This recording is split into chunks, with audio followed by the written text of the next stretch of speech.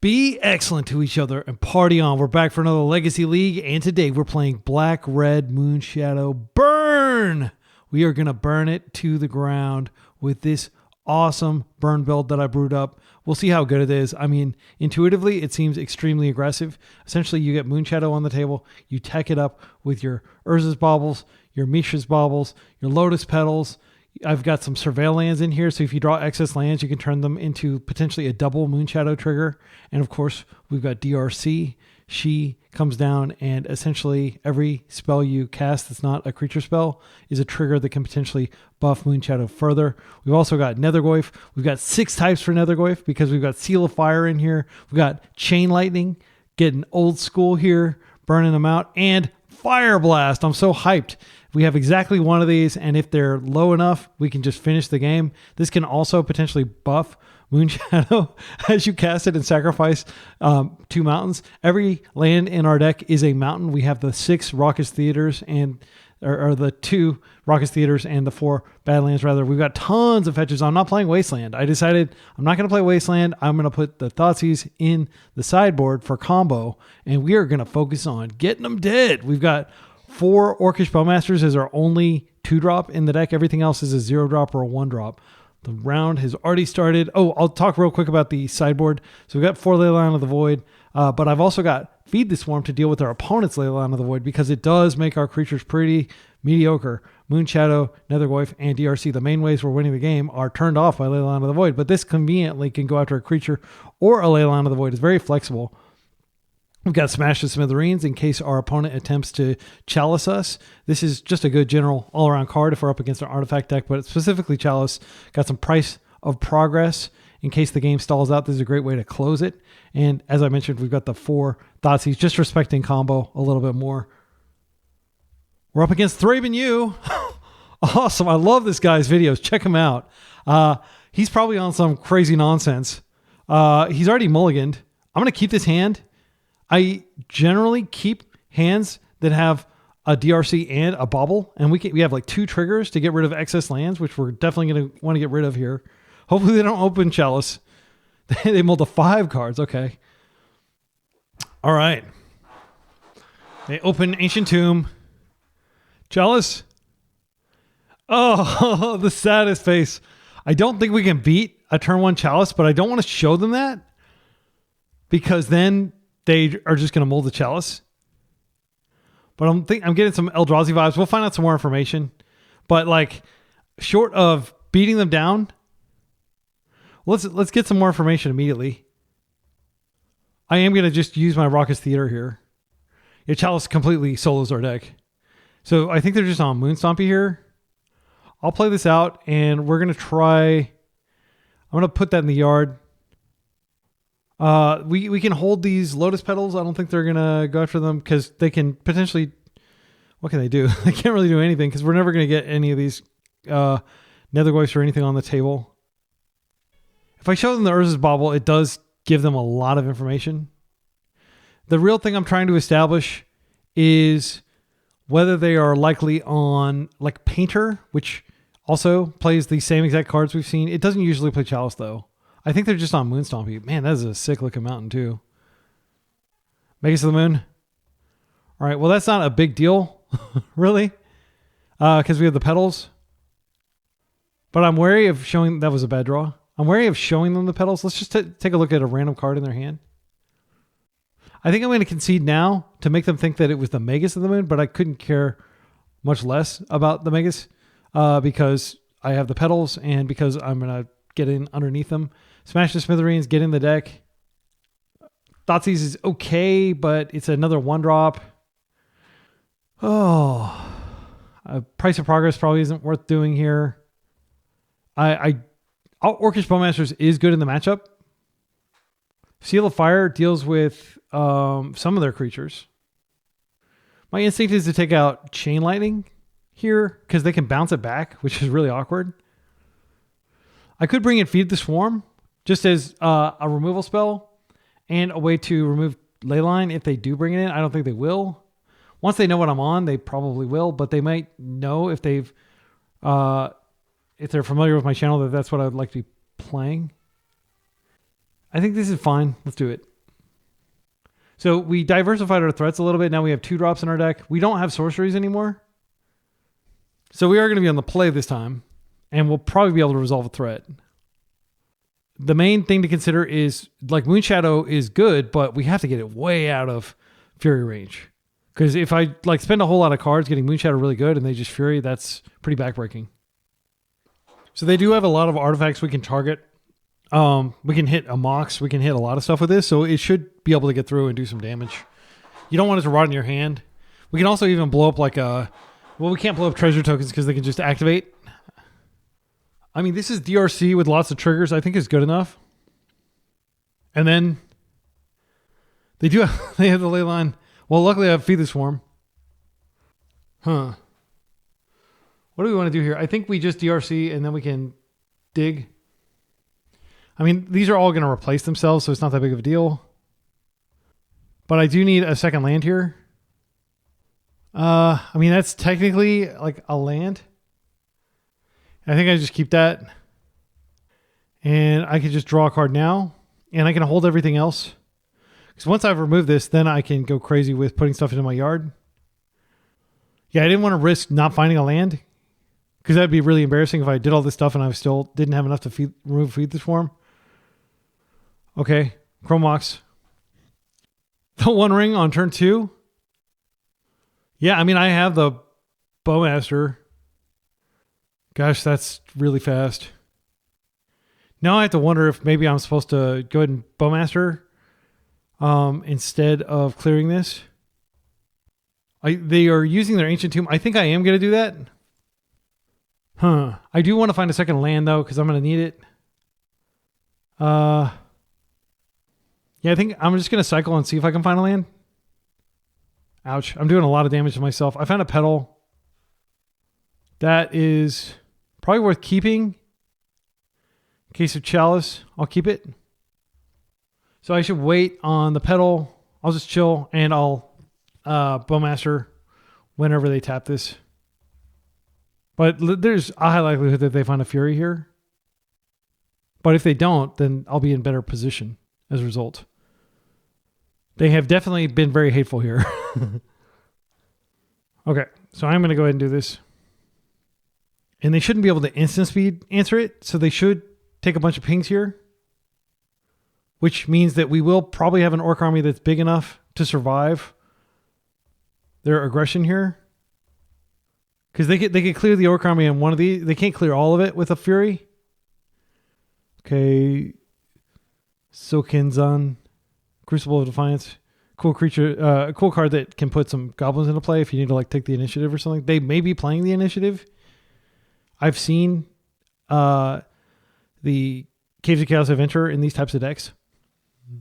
One of the main concerns is I've done a ton of damage to myself. Like Baragorf would be pretty bad here. Well, actually, or not Baragorf, Pyrogorf, but it would actually not be that bad. Okay, so I think most likely they're just going to throw something at one of my creatures. Hopefully they don't have just like some small token that they can deploy like a Mox. Because then they can hit my Bowmaster. So if I block all on Broadside Bombardier, I don't think they can stop it. And that does do something. They'll almost certainly kill my Bowmaster, but I have another one. And then we're like the ring. I think I'm going to block all. Yeah, because they could kill these two, but let's see. They could throw this one ring, but yeah. Again, because I have another one. And they may just have another thing after this, but okay. They throw the one ring at that, and then these two, everything is dead. Okay. Was that a good turn? I'm not convinced it was. For me, in terms of like what happened. So options. One, I could smash the smithereens and blow this up. I could just play a Petal and do another. I mean, it does slow them down. They didn't get a ton of utility out of that one ring. I think what I'm going to do is I'm just going to peek at their hand. I'm not sure that it's correct to remove the Leyline of the Void anymore. I'm not sure that the game is going to go on long enough. They have Hexing Squelcher in hand. Huh. So, Leyline of the Void, they'll never be able to recast it. But like, I don't even need my graveyard right now. I think I just pass with Orcish Bowmaster up. And we hope that they try to One Ring again. That's a good card, and that's a reason to feed the Swarm instead of... Okay, and now I will just probably smash the Smithereens this. Yeah, I think I have to smash the Smithereens this, unfortunately. They're at 10. So I'll go ahead and play this out. I'll cast this to trigger. That actually might be worth playing because they're low enough in life. Do we think that they're going to tap that Tomb again? I think it's worth drawing. Because it's just going into the void anyway. Take a look at their top card. Fable. Okay.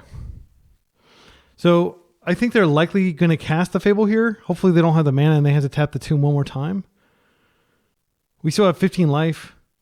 We have Bowmasters coming. Yeah, they are tapping the Tomb. That's fine. So now we bolt them and then they can't tap the Tomb anymore. We get a Surveil trigger. That's fine. Okay, we'll take 2.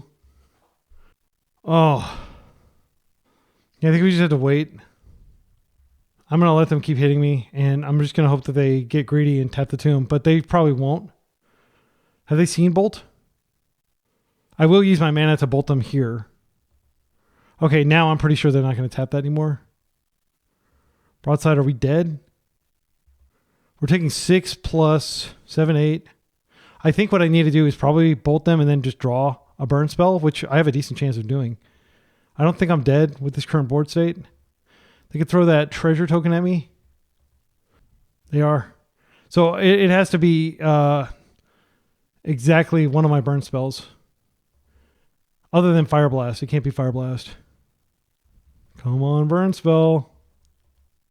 Yeah! Oh, yeah! Oh, that was glorious. I'll probably lose the next game, but that felt glorious.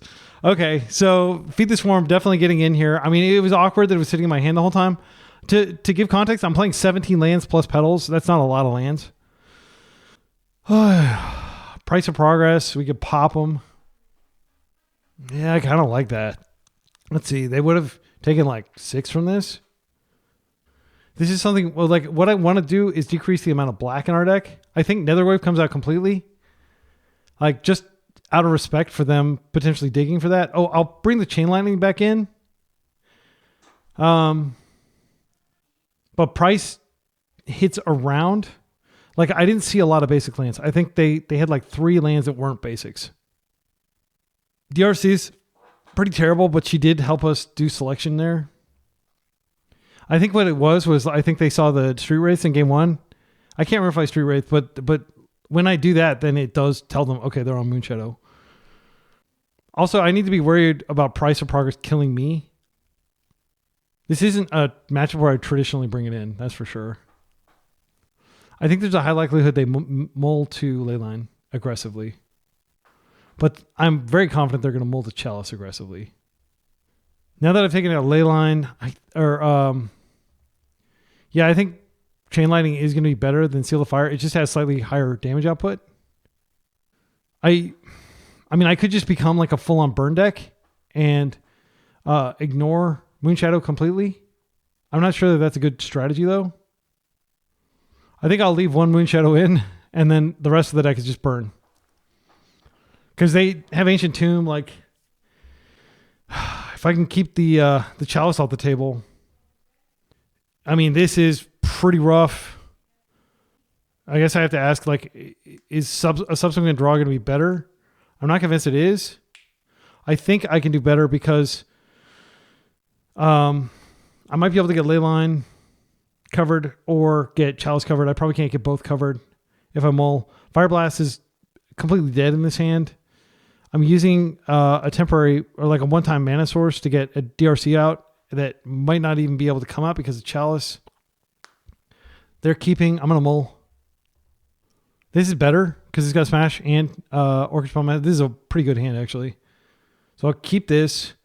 I'm going to put this back. Yeah. Okay, they did have the Leyline. Fortunately, my hand is unaffected by that. Do you have the Chalice? Oh, yeah, shocking it in. Mox. Okay, this is Chalice. Trinisphere. Interesting. Okay, and they did exile stuff. They're down to 1 card over there. Well, I might actually be able to find enough lands here. I did put a land back.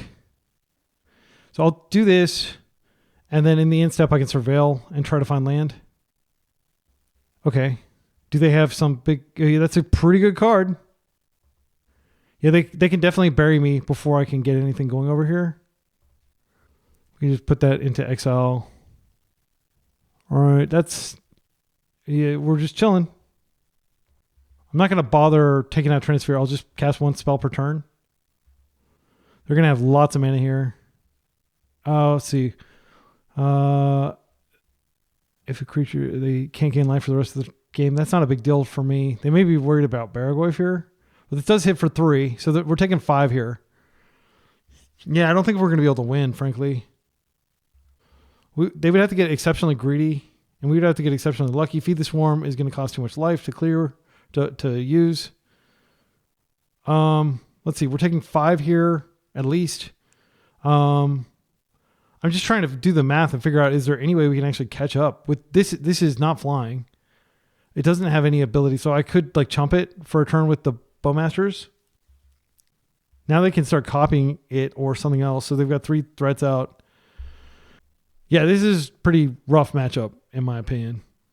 I've already typed the GG's well played into chat. I'm just going to see what they do here. I can't imagine a world in which I am able to dig out of this. Yeah, they have another card. I was just a Simian Spirit Guide. But that is like lethal next turn, basically. Yeah, it is lethal if they copy. They can copy this and it's lethal. So I have to draw a land here. And even if I do, it's just temporary reprieve. It's not going to get me out of this. Yeah, I don't think Trinisphere was like huge there. I think it was, well, obviously that stopped us from being able to, was that a turn 1 Trinisphere? It was. So there's nothing we could do. Yeah, I guess it was a good card there. It's not a card I'd generally be afraid of, but with all that additional pressure that they had, it was quite terrifying. All right, round 2. We're up against a likely Dredge player. They've been on LED Dredge. That was a long time ago. Oh, no, wait. That was a few days ago.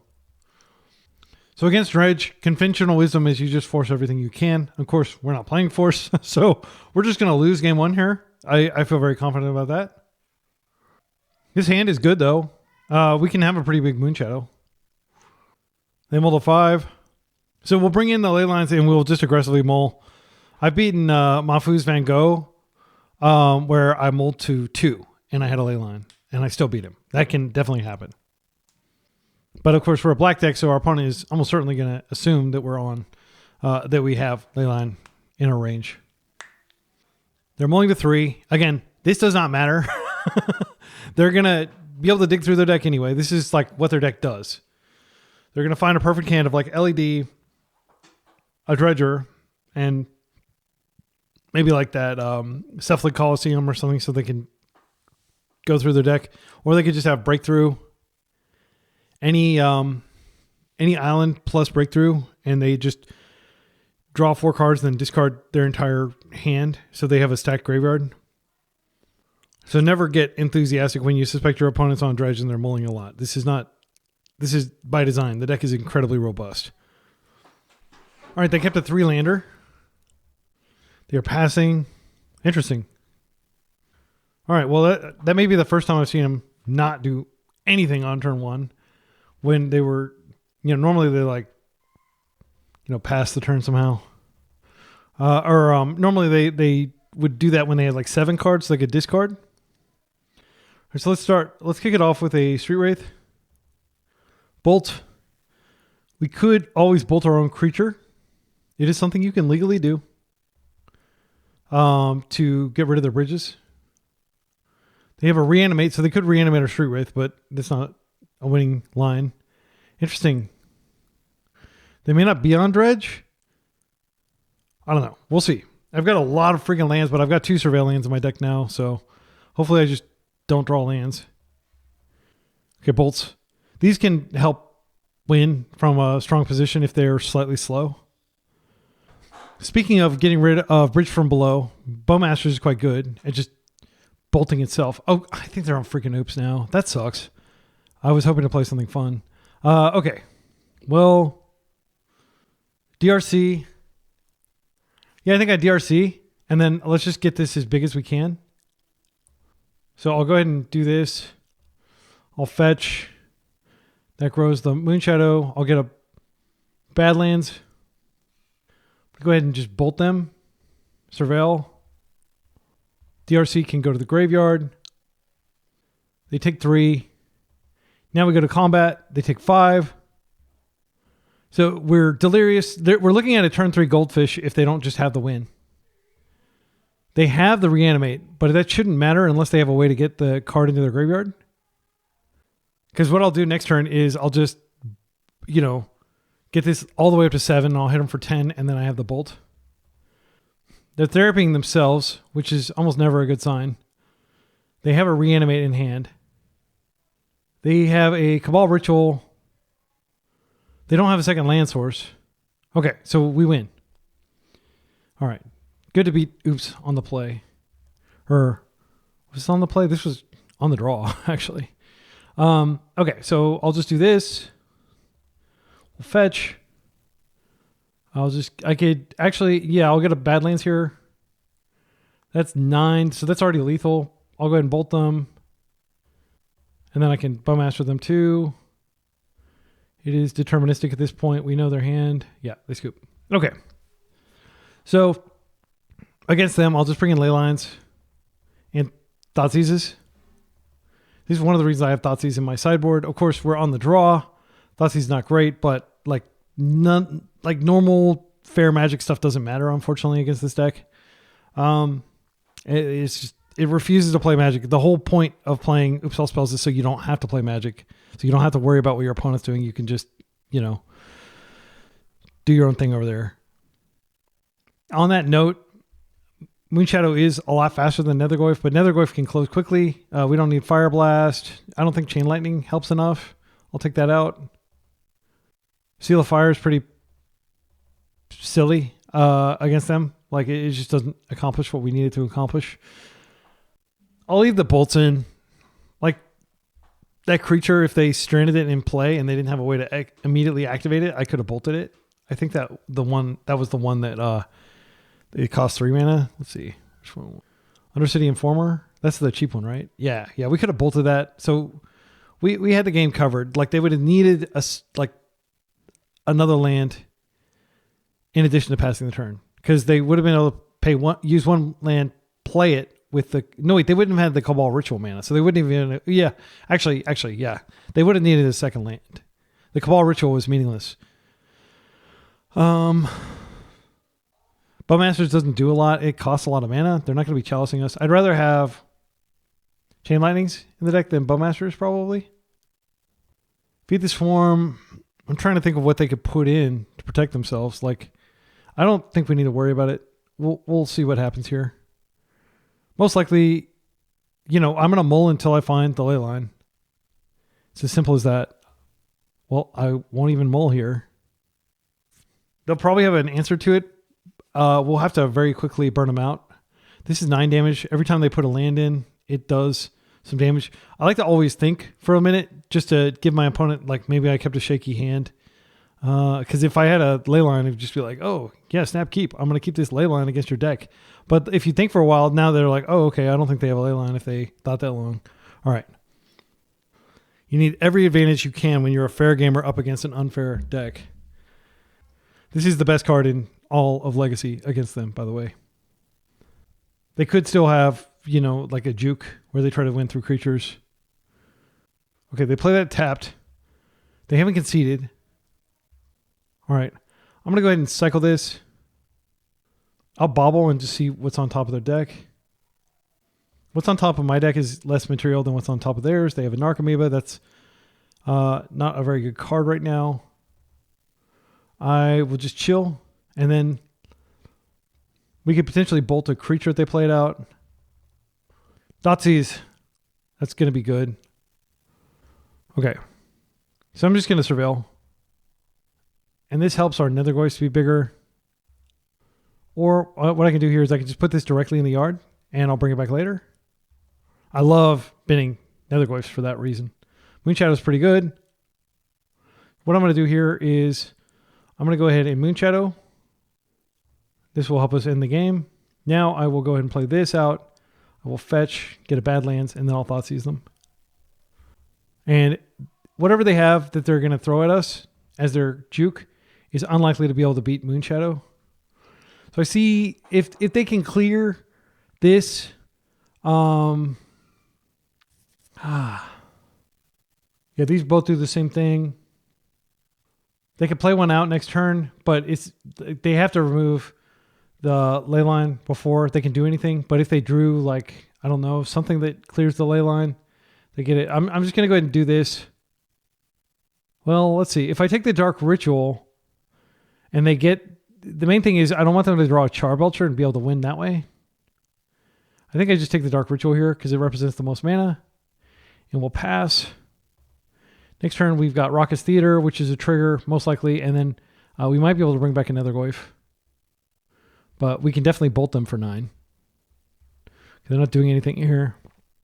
So again, to look at their hand here, they have these 4 cards plus 1 unknown. This is a guaranteed trigger to grow our Moonshadow. I think I'm going to do that instead. We have 4 card types. We do not have a second... Wait, we do have a second creature we could exile. Do we want to go ahead and get Nethergoyf first rather than bolting them? I think we do. I'll go ahead and come across for 3. Then I will bring back Nethergoyf. These cards are pretty cool together, like Moonshadow and Nethergoyf. They have a high damage output. So this is tiny right now, but it's going to grow by 2 next turn and maybe 3. They're probably on like a 3-turn clock at this rate. Okay, so I'll just do this. That goes to the yard. That grows the Goyf. I'm going to go ahead and do this. Now I will do this. Chain Lightning you. Always yield. That goes to the yard. Okay, let's think about this. So we're hitting them for 8. I think it's fine to just go ahead and bolt them now and reduce it to where they can't even play a land out. That goes to the yard. Yeah, I think, was that lethal? That goes to the yard. This becomes like a 5 and this becomes a 6. So 11. Yeah, that would have been death. That was a turn 4 goldfish. Not bad. Bye, oops. I always say that when I win. I'm so happy to not be playing against that deck right now. Hopefully in the next round we won't be anyway. Right, round 3. We're up against likely Affinity player with the dreaded main deck Chalice of the Voids. I don't think there's a lot we can do there. I'm just going to keep this. This is a perfectly fine hand. They are a fan of the channel, and they say they really like the mono blue black list. Okay, patch. I can deal with that. Nethergoyfs can potentially outgrow that. Okay, Urza's Bauble. Urza's Bauble. The good news is they did tap Ancient Tomb, reducing their life total. This is going to be a race to the finish line. Them trying to do massive damage to me trying to do massive damage to them. Best draw would probably actually be like yeah, Street Wraith would be pretty good because then we could just have 3 types in the yard for Nethergoyf. I may actually deploy both of these Goyfs here. That could double block. Bolt, not like insane here, but not bad. I'm going to go ahead and bobble them. I am going to cast both these Goyfs, I think, in the same turn cycle. The main concern is, okay, they're drawing Island. What if they don't crack these? You know what I'm saying? What if they don't crack these? They keep them around and they play out Blastoise? Then I'm pretty screwed. So I think it's going to be Orchid Spellmasters the subsequent turn. They will have to grow patch quite a bit to get him completely out of range of Nethergoyf. Well, no, actually, if he becomes a 5/5, I can't stop him. So I'll have to take a crack, but I'll be hitting him back for a lot. But they may have a blocker by then. And if they decide to force one of these, it does grow the other one. Okay, they are fetching. Or they are cracking bubbles. I think they were maybe waiting to see if I was going to play the thing. So they look at 2 random cards. They see the Bowmasters. They see the Marsh Flats. Okay, so I get my card and then they get theirs. Street Wraith. That might be able to blow them out in combat, actually. I'm going to hold that for a second. That would be so sweet. Okay, Bobble. Come on, you know you want to send. You know you want to send into my nether glyphs. Is there anything they could do? They could... No, I don't think there is anything they can do here. So I'll just double block it. Then I'll cycle. I mean, one of them's still going to die. I don't think they have like instant speed. Well, they could dismember one. Maybe that's what they're thinking of doing, is just like dismembering it. Forgot to play a +1 artifact. It probably wouldn't have actually mattered here. I could hold this for later. One of them is going to die. I don't think there's any instant speed artifact in their deck that we need to worry about. I am just worried that there is like some way they can do damage. I'll just hold this for hidden information. Okay. Emery, that is going to get bolted. Please don't chalice me. They're looking at a random card in my hand. They see... Oh, they're looking at my deck. Okay. They mill Shadow Spear, Aether... Okay. Force of Will. Those are not great cards, but they do have patches next turn if I don't go ahead and clear this, so I will clear it. They get a card. Okay, we get to draw. It is a Petal. All right. So what I'm going to do here is I'm going to Petal. I'm going to go ahead and bolt them. Bolt their blocker guy or their engine guy. Engine gal. I can go ahead and do this. It doesn't really hurt just to see what I have. Oh, that's a good card. I do think it's probably better to play this out. It's going to be Delirious, right? Yeah, it'll be very Delirious. Yeah, and I don't want them to chalice me. And if they want to force this, that's fine too. And then we'll just hit them for 4. Yeah, they don't realize... They said it was embarrassing that they made that mistake. They don't realize that it wouldn't have mattered because everything would have happened the exact same way. The only difference is I would have Street Wraith cycled earlier. Yeah, they did scoop. They said, I should shame scoop. Don't ever shame scoop. I've won so many games that I was like, oh, I'm going to shame scoop. All right. Price of Progress is a very real win con here. Like they do have a lot of non-basic lands in the deck, and it dodges Chalice. Let's see. This is a likely Chalice. I don't think they're gonna play Leyline of the Void against me, so that's nice. Okay, I don't think they were gonna win that game, but I don't want them to beat themselves up too much about it. So let's take out the seals. This does clear. This is a convenient answer to Emery. I'm not sure that I want to take out my burn spells. I do want to reduce the number of 1-drops in my deck, though. DRC has Flight, which is really good. Netherglyph is inherently bad in the sense that it is... it's a ground creature. It gets big, but I don't think it's actually that good here because it gets locked out. Well, is Netherglyph worse than... Chain Lightning? If I'm taking that out, I should take a Seal of Fire. I think what I'll do is I'll keep my Netherglyphs in. I'll take out some Chain Lightning. And that's a 3-3 split. Actually, I'm going to take out 3 of the Chain Lightnings. Because Price of Progress is probably like 6 damage, maybe more. Is it? Because some of their lands go away. I believe in Price of Progress as a way to like just surprise victory. Same thing with Fireblast. I'm very excited to cast Fireblast this league if we get a chance. I could cut a land, given that we're on the draw. I think that's totally reasonable. I think it's fine to just cut a fetch and bring in 1 Chain Lightning. Let's do it. They said they think the matchup should be very good for them, plus minus Baraglyph. I would normally agree. I do have Smash the Smithereens, which is a cool card. So I'm going to keep this on the strength of Smash the Smithereens, even though I don't have a threat, and I'll try to find a threat. Yeah, if they Chalice, it's pretty annoying. Because they're not doing anything, which tells me they probably don't have Chalice, because that would be a good turn to Chalice. I think this is actually a Raucous Theater turn. Well, let's see if I can find Moonshadow. All right, I found it. I'm going to definitely Moonshadow here. All right, and then we'll just go ahead and fire this off immediately. Get this bigger, get deeper into our deck. Yeah, that was pretty sweet that we found the Moonshadow off the top because I was looking for a threat, and now I've got a threat. They got Rebuke, worth noting. What I'll do is I'll just wait until Smash is definitely going to resolve before I cast it. Another Moonshadow. So this is good for potentially several triggers next turn. Bolt is going to answer that for sure. We need to do that. I'd never let her live. They've got an engine here. Memory Guardian is annoying, but like I don't think it's going to kill us. Bowmasters is sweet. All right, so what I want to do here is I want to go ahead and Moonshadow, and then I'll fetch, and then I'll bolt this.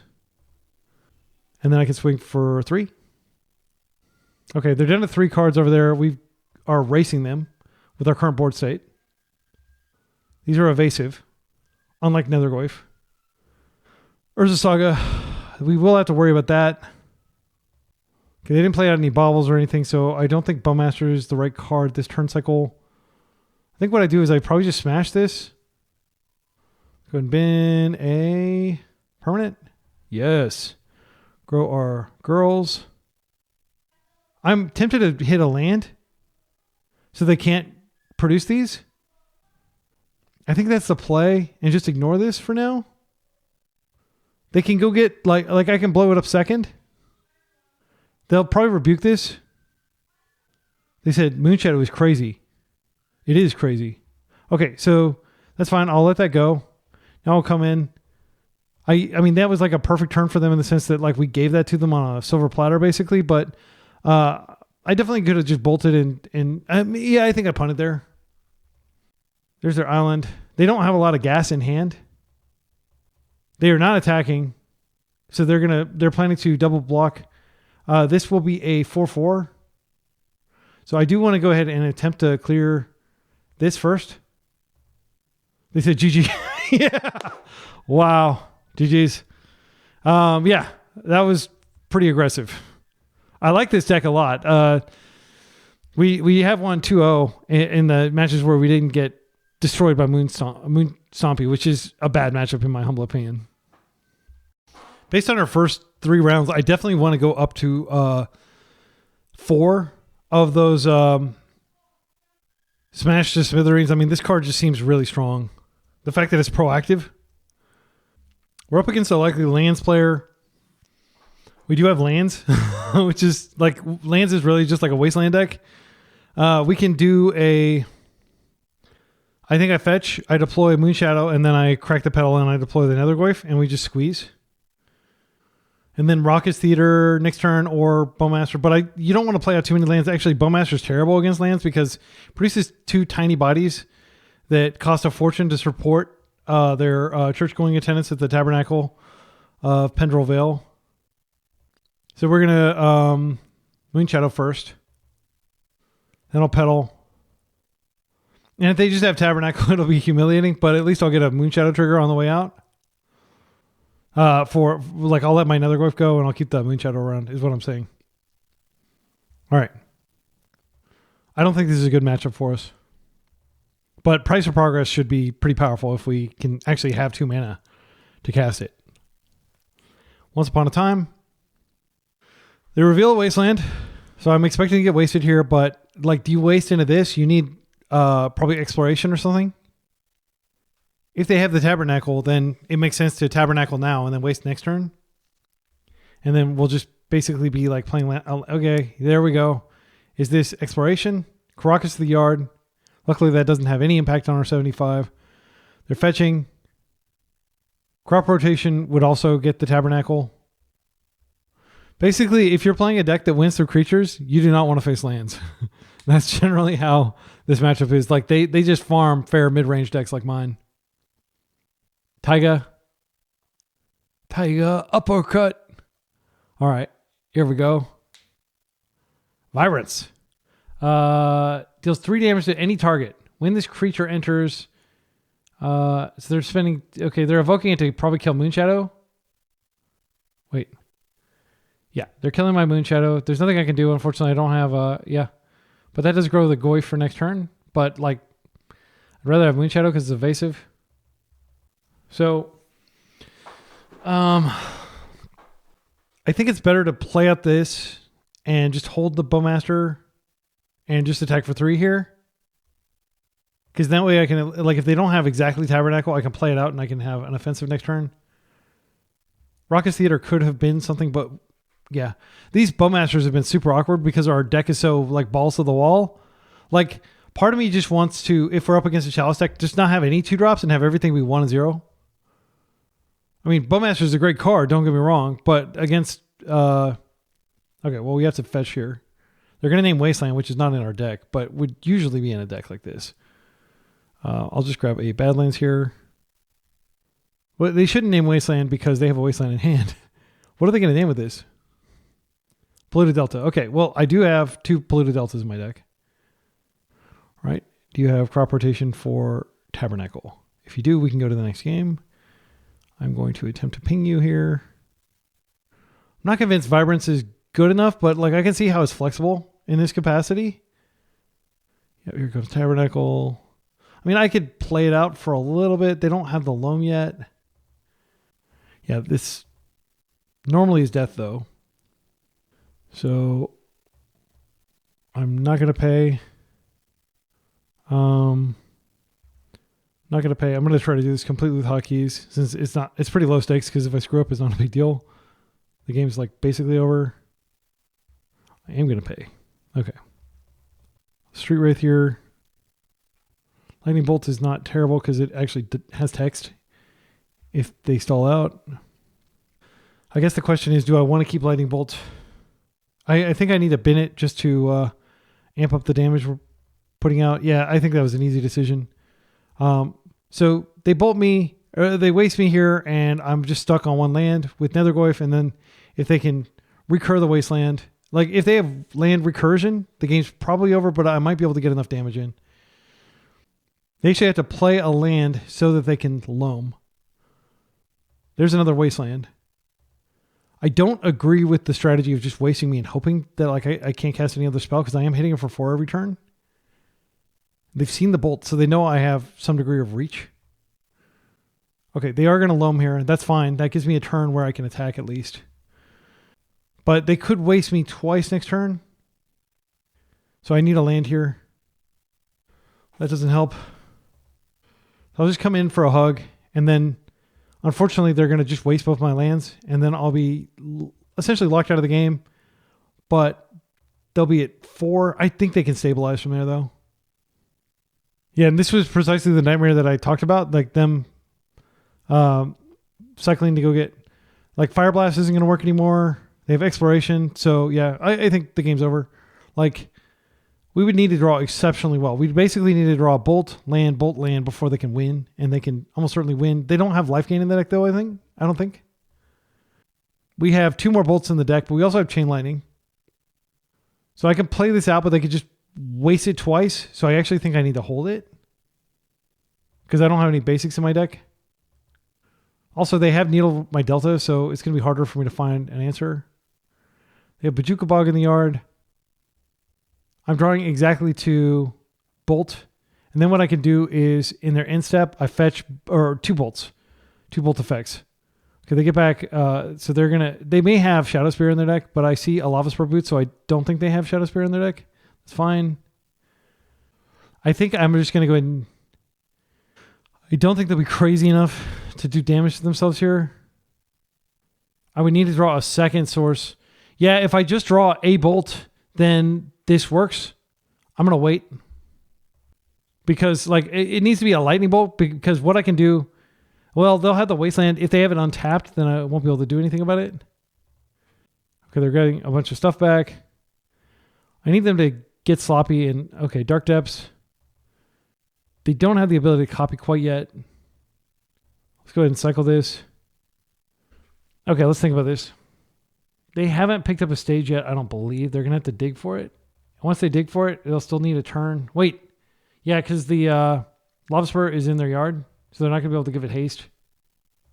So my reasoning is I hold this, I fetch, and bolt them next turn. So like I need to draw a bolt. And if I draw a bolt, I can fetch in the end step, bolt them, and then I can untap and chain lightning them. If I magically drew 2 lands, I could draw Petal, and then I could get the Bowmaster in for the final damage too. They're just manually taking counters off. That's fine. They've been a step. I don't think they can gain life. Vibrance doesn't gain life, right? Oh, yeah, you gain 2 life from this. Okay, so they have more Vibrance. They may be able to gain life. And that would put them out of reach. They are probably like 3 turns away from being able to do that over there. Come on, Lotus Petal. Now I am tempted to just go ahead and bolt them once. Yeah, I'm just going to do that. And then if I draw enough Lotus Petals, I can finish the job. But the odds of me actually being able to do that are pretty low. But this puts them at 1, so they can't do anything. I mean, it doesn't really matter. They're wasting immediately. That's fine. You should wait till your turn to get more information about what you're going to draw, but it doesn't really matter here. They are pretty confident that they want to waste me. They can bolt me back. They don't. Okay. Any Lotus Petal and we've got this. How many Lotus Petals do we have in our deck? I think did we use any? We did use 1. That's the stage, so we have to win this turn. That's fine. It doesn't matter when they do it. They could just do it in the end step if they wanted to, because I don't believe they have a way to give it haste. Come on, let's draw a petal or a fetch. Nope, good game. That was close. That was like a 1 damage game. Okay, so sideboard. Price of Progress. Leyline of the Void I do like because it shuts down their loam ability. And by the time they get it back online, we might have already established ourselves. Cards that I don't think are particularly good here. They can wipe our graveyard at will with Nethergoyf. I think Bowmaster comes out completely. It's just too much mana. We're too limited of an effect. Fireblast, most likely we're just never going to get a clean chance to do this because they're going to be wasting us the entire time. I do want to keep all the burn in.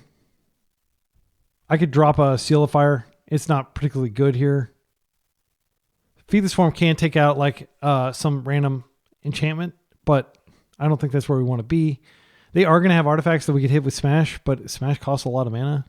I think I'm rather just keep everything really low to the ground. They're not going to chalice us, I don't think. Okay, this is fine. I'll keep it. And we may not use this petal immediately, but we'll use it eventually. This will be like a 3-4 probably next turn, depending on what we draw. Let's go ahead and see what we draw first. Oh, that's a bummer. We could get up to that, but I don't think it's likely. Just going to go ahead and play this out. I'll go ahead and get my Badlands here. Play this out. And then I'll just go ahead, like they can do up to 2 damage, which is not enough to kill it. Let's go ahead and just get full information about what they're playing. Mox Diamond, okay. And then their top card is Wasteland. Okay. If I play this petal out, it might deter them from wasting us. I'll play it out just in case like I draw something that can be cast at instant speed. I don't think it's going to matter. I mean, like this petal, I'll hold it for bolts and stuff. Theater and a bauble. So I have 2 things I can play out next turn. I would love for a Theater to dump a Leyline of the Void so I don't draw it. They're Once Upon a Timing. So we'll know 3 of the cards in their hand now. And also this Lotus Petal's nice because if they, oh yeah, the Ba Sing Se, they can create creatures with this. That's fine. They've been Ba Sing Se as well. Oh, that's the one that was in their hand. Okay, so that's kind of good. They're like the best card they could find off Once Upon a Time was still not good enough to keep. Okay, do they have Exploration? They don't. Okay, that's good. And I might want to just keep this petal around to ensure that I can pay for Nethergoyf for a turn cycle. I'm going to go ahead and draw through these. Well, I should probably see what is coming. Chain Lightning is a sorcery that I can put in the graveyard that buffs Goyf. I'm going to go ahead and do that now. Take a look at a random card in their hand. That maybe is the same Wasteland. Okay. They may have 3 Wastelands or they may just have 1 that keeps showing up. Swing for 4. And we'll pass. I am glad that I have this land coming because at least we can do stuff later when we draw action. Yeah, when we draw action. Okay, I mean, that's action. It's not great, though, because it is yet another thing that's vulnerable to graveyard disruption. Okay. Yeah, that's a good card. All right, they take out that land. 2 cards in hand. They're about to have blockers. I'm going to go ahead and do this first. I am going to do this, but I feel very confident that our graveyard is going to get wiped for long. I think I do want to go ahead and surveil now, and then just hope to tip something into the yard that buffs Goyf so we can get a little bit bigger of a swing here. I don't think this is where we want to be. At this point, like, we want to find more reliable damage. So I'll play this out. Now we get to bin something. Come on, bin something good. All right, I don't think that's where we want to be either. But we do have lots of mana here. And if they tabernacle and waste us, we're still going to probably keep these creatures for a turn cycle. They are going to do something here. Crop rotation for Mazavith, maybe? Oh, Pajuka Bog. Yeah, and that was something I was pretty confident would happen. I'm not going to use a pedal just to do a damage here. I'll wait. Yeah, I mean, crop rotation is insane against our deck because it's just like insane. Like, it's extremely flexible. It can be used for so many things in that deck. But of course, Pajuka Bog is a very good answer to all our graveyard-centric stuff. And now they have blockers. They found a loam, so they have us waste locked. Please don't have Tabernacle. Okay, they're playing this land.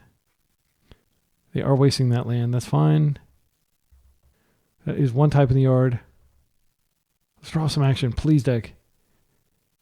This is only 3 damage currently, but it gives us a surveil trigger. And it does, so 6 damage, and then this becomes a 2/3. Yeah, I'm going to do it. And then, like, the dream is that we won't be able to get this, most likely, but if we do get it, it's so good. That goes in the yard. Unfortunately, DRC is not going to be big enough yet, but I am going to swing with her. So they go to 6, and yeah, I mean, I could have absolutely waited there. They've got us loam locked, though. We just have to hope they don't find Tabernacle. But they actually, they can go get Tabernacle off this here. That's probably the play. Get Tabernacle, waste us. Our creatures die. I could tap pedal to keep DRC around. I'm probably just going to need to draw a Lotus Petal. Yeah, they're crop rotating as well. Okay, this is not good. There's the Tabernacle. They didn't even have to do the Expedition map to get it. That's what I thought they were going to use the Expedition map, but they just had the second crop rotation naturally. Devastating. So, unfortunately, I mean, we have an aerial hit for 3 off this pedal. We might find a land to keep her alive another turn cycle. But, like, that's going to go away too because of Wastelock. She will be big enough. Okay, well, actually, yeah, I'll definitely keep her around because she's flying. And then I'll let this die. This can't hit them anyway. Now, unless they have a way to clear our graveyard again in instant speed, and we draw like a bolt or something, of course we drew Leyline of the Void. All right, so next turn we have Petal to keep her around for the final strike. What did they get? They just got another Mox Diamond. Okay, they're floating black here for some reason. Oh, never mind. To pay for their construct, I just wasn't paying attention. Yeah, this is symmetrical, thankfully. If it were printed in Modern Horizons 3, it'd just be like, it'd probably say like, at the beginning of your opponent's upkeep, they must pay 1 mana. Or maybe 2 mana. All right. So they are getting back some stuff, but it's not going to save them here because I have the Petal. They have to clear the Petal. If they have a second Wasteland and a Boseiju, they could clear this and then also waste our land. Looks like we got this game though, unless they have some way to gain a life here. Take the 3 damage. Yeah, they could have Endurance. So I should be able to tap this in response after the ability goes on the stack. Yes, you can do that, but you can't crack a fetch. Because it's a mana source, you can do that. Got it. Down to the freaking wire. All right. Yeah, I'm going to keep the ley lines in. Like, I think if we get a ley line, it dramatically changes the outcome of the game. It really warps it. Fireblast, again, we never had the lands to use it, and I wouldn't have wanted to use them.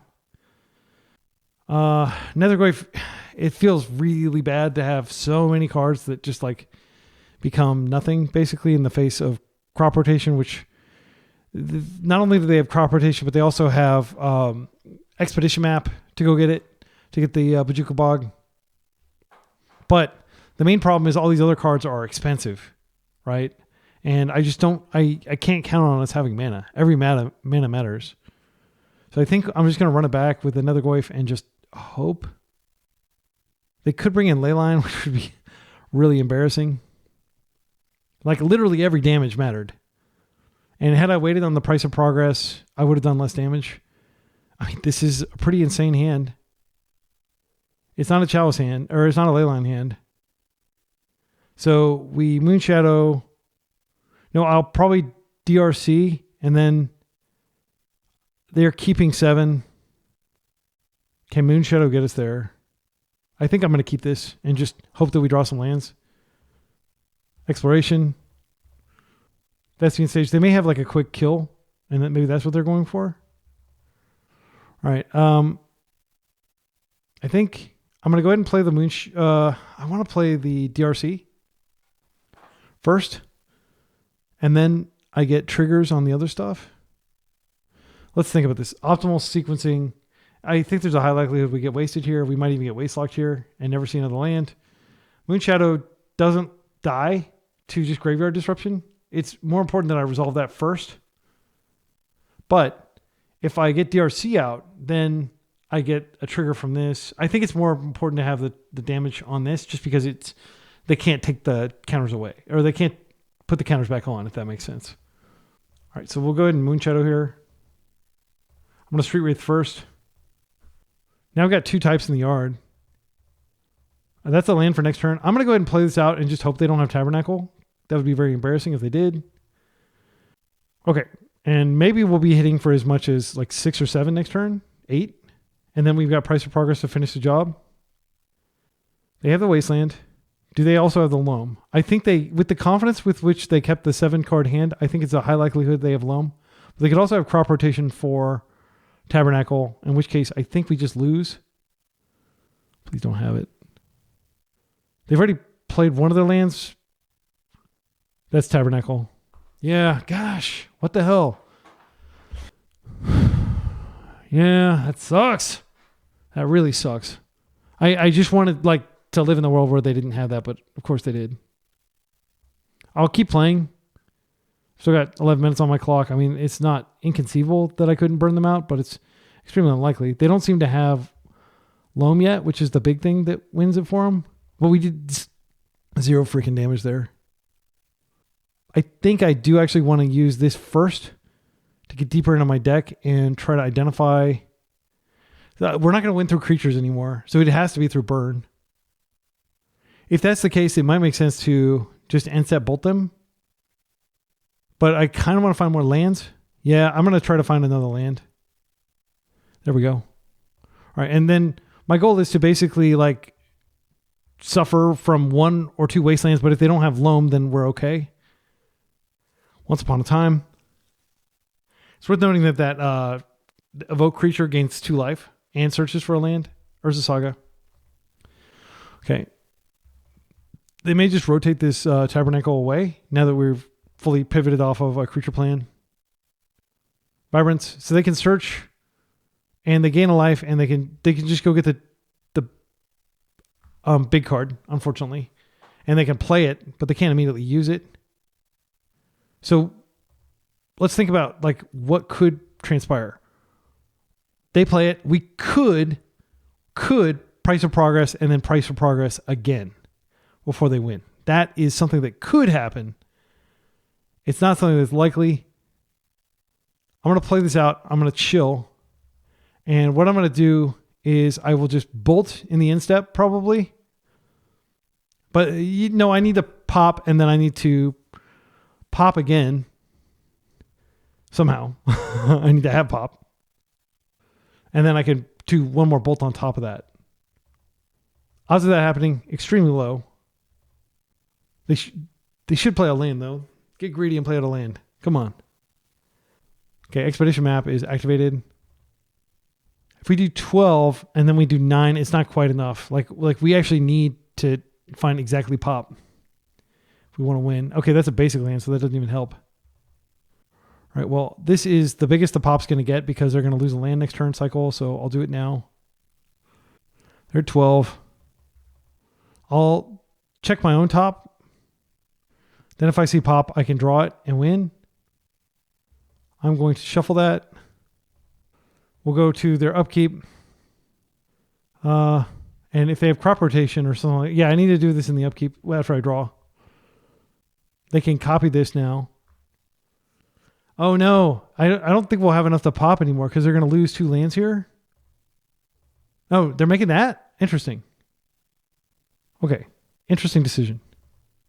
We draw a land for turn, but we're not. Oh, they can go get the Lava Spur Boots and win with that. So yeah, so they'll probably flow here. Unfortunately, we don't have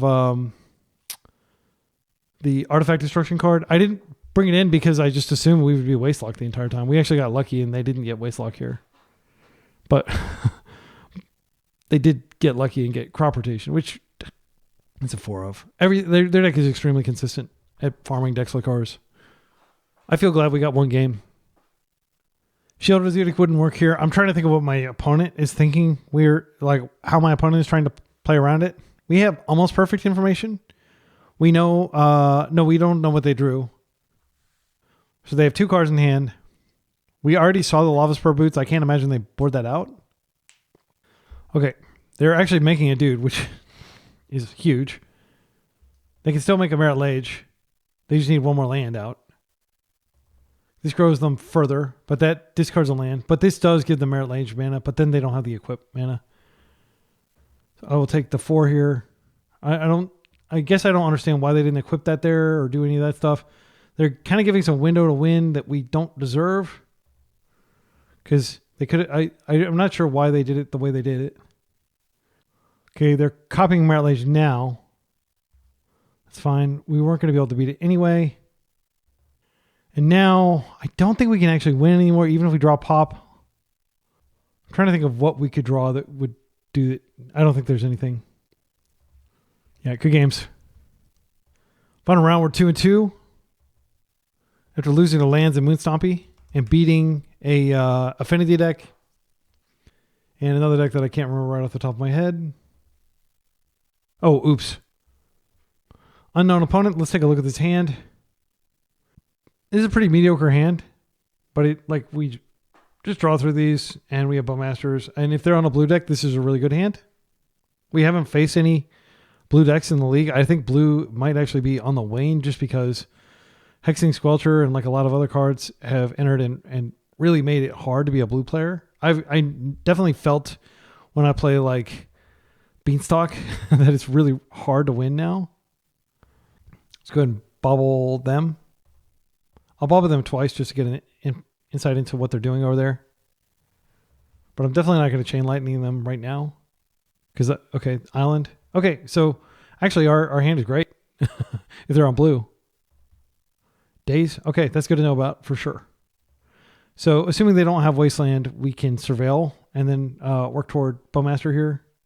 Petal would be okay. Street Wraith is great. Moonshadow. All right, so what we can do is probably just land Moonshadow. And then if they don't daze, we can fetch. I don't feel comfortable trying to deploy a Bowmasters against them yet. So this comes in. They absolutely could have Fatal Push. The most likely deck they're on is Blue-Black Tempo. All right, so I'll always yield here. Why am I doing it now? I guess to put out the Seal of Fire and just see if we can tease the days out of their hand. We were already vulnerable to Wasteland. We don't have any basics in our deck. If you haven't noticed this far in the league, we don't play basics. They could have Bowmasters. I said this looks based. All right, Delta for next turn, and that gives us Bowmasters, which is nice. We have lost the Elements, surprise, of course, but we can make this a 4 toughness if we need to. We can take out an opposing Bowmasters. We can't take out a Teferi here. They are likely on Blue-Black Tempo based on the Undercity Sewers. They could be on Reanimator, though almost nobody's playing that right now. It's a cool hand. Looks like the egg from Alien. It's going to hatch and skitter across the floor at our face. All right, so this is Bowmaster Poi, as the Japanese say. It looks like Bowmaster. I'm getting a Bowmaster vibe. Yeah, I think we just play this out. I can go ahead and come across and see what they do. And then after blocks, I can buff. I will buff. And unfortunately, I don't feel comfortable getting the Surveillant because I do want to be able to do stuff with this. Please don't fatal push it. Okay, well, they're tempting me to go ahead and commit here. So I will just go get a Badlands, unfortunately. Oh, they're going to move. Okay, well, now I'll just get the Surveillant. No, wait. It's probably worth it to get the Badlands here. I'm glad I didn't commit my Seal of Fire. Because this way I can come in. They're brainstorming now. They have a daze. They know I have a daze. Or they know they have a daze. So they're doing this. This is a very savvy play on their part. So I'll just get a Badlands and then I'll surveil with my subsequent lands. Just because if I get a chance to get in, like the game doesn't really get better for me. They are definitely a better long game deck. I'm just hoping they don't have Bury because that'll be a nightmare. Okay, I'm not going to wait. I'm going to go ahead and end step this and then they'll probably play one out and then I'll just Bowmaster back. But this way I can be mana efficient and play around days and stuff. They could have double days. A lot of people will be like, all right, I'm going to immediately Bowmaster, but that's not actually the correct thing to do. The correct thing to do is wait for a while and then Bowmaster later. I'm going to come in with both. I am tempted to start chain lightning, but like I think it's fine to just keep this mana around for double days. Okay, where is your Bowmaster? Petty Theft. Double black. Him. Well, unfortunately, I did not think to use my chain lightnings, so I am going to lose my chain lightnings. Use it or lose it. Yep, that's unfortunate. Yeah, if I'd done just one of those, it would have been a really bad him. But as it was perfectly fine. Now they can probably ping one of ours down. Murktide is huge. We don't have good attacks anymore. I don't think we can win. It's a 6/6. I will play the Moonshadow.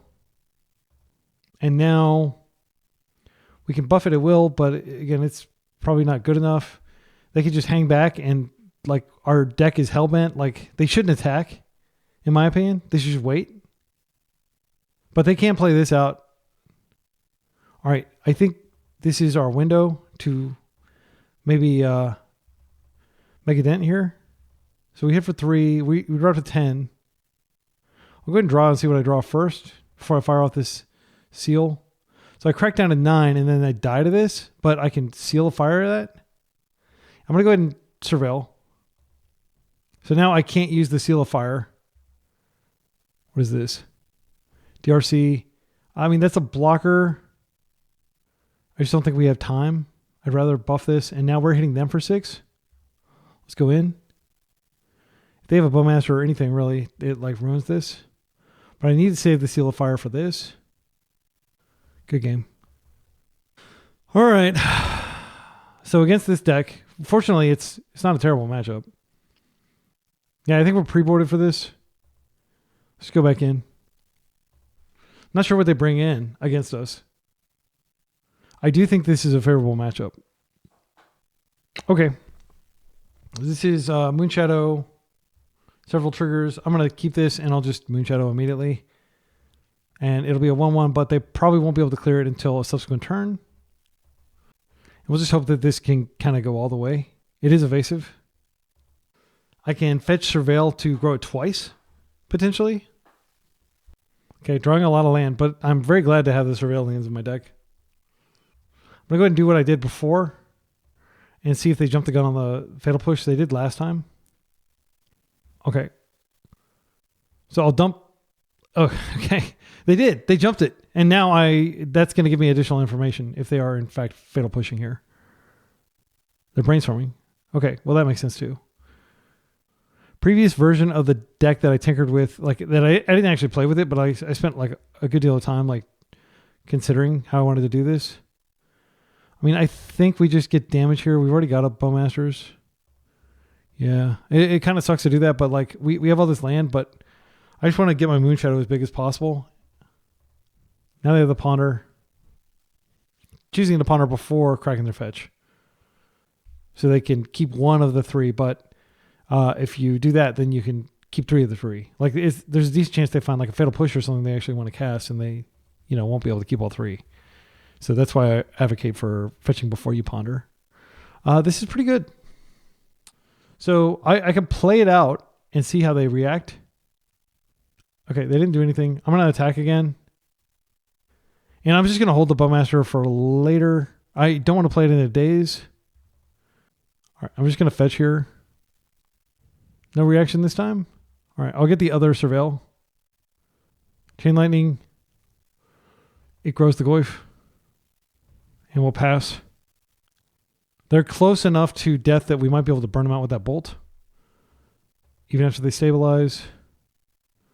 Generate explosives for 1. That's pretty annoying.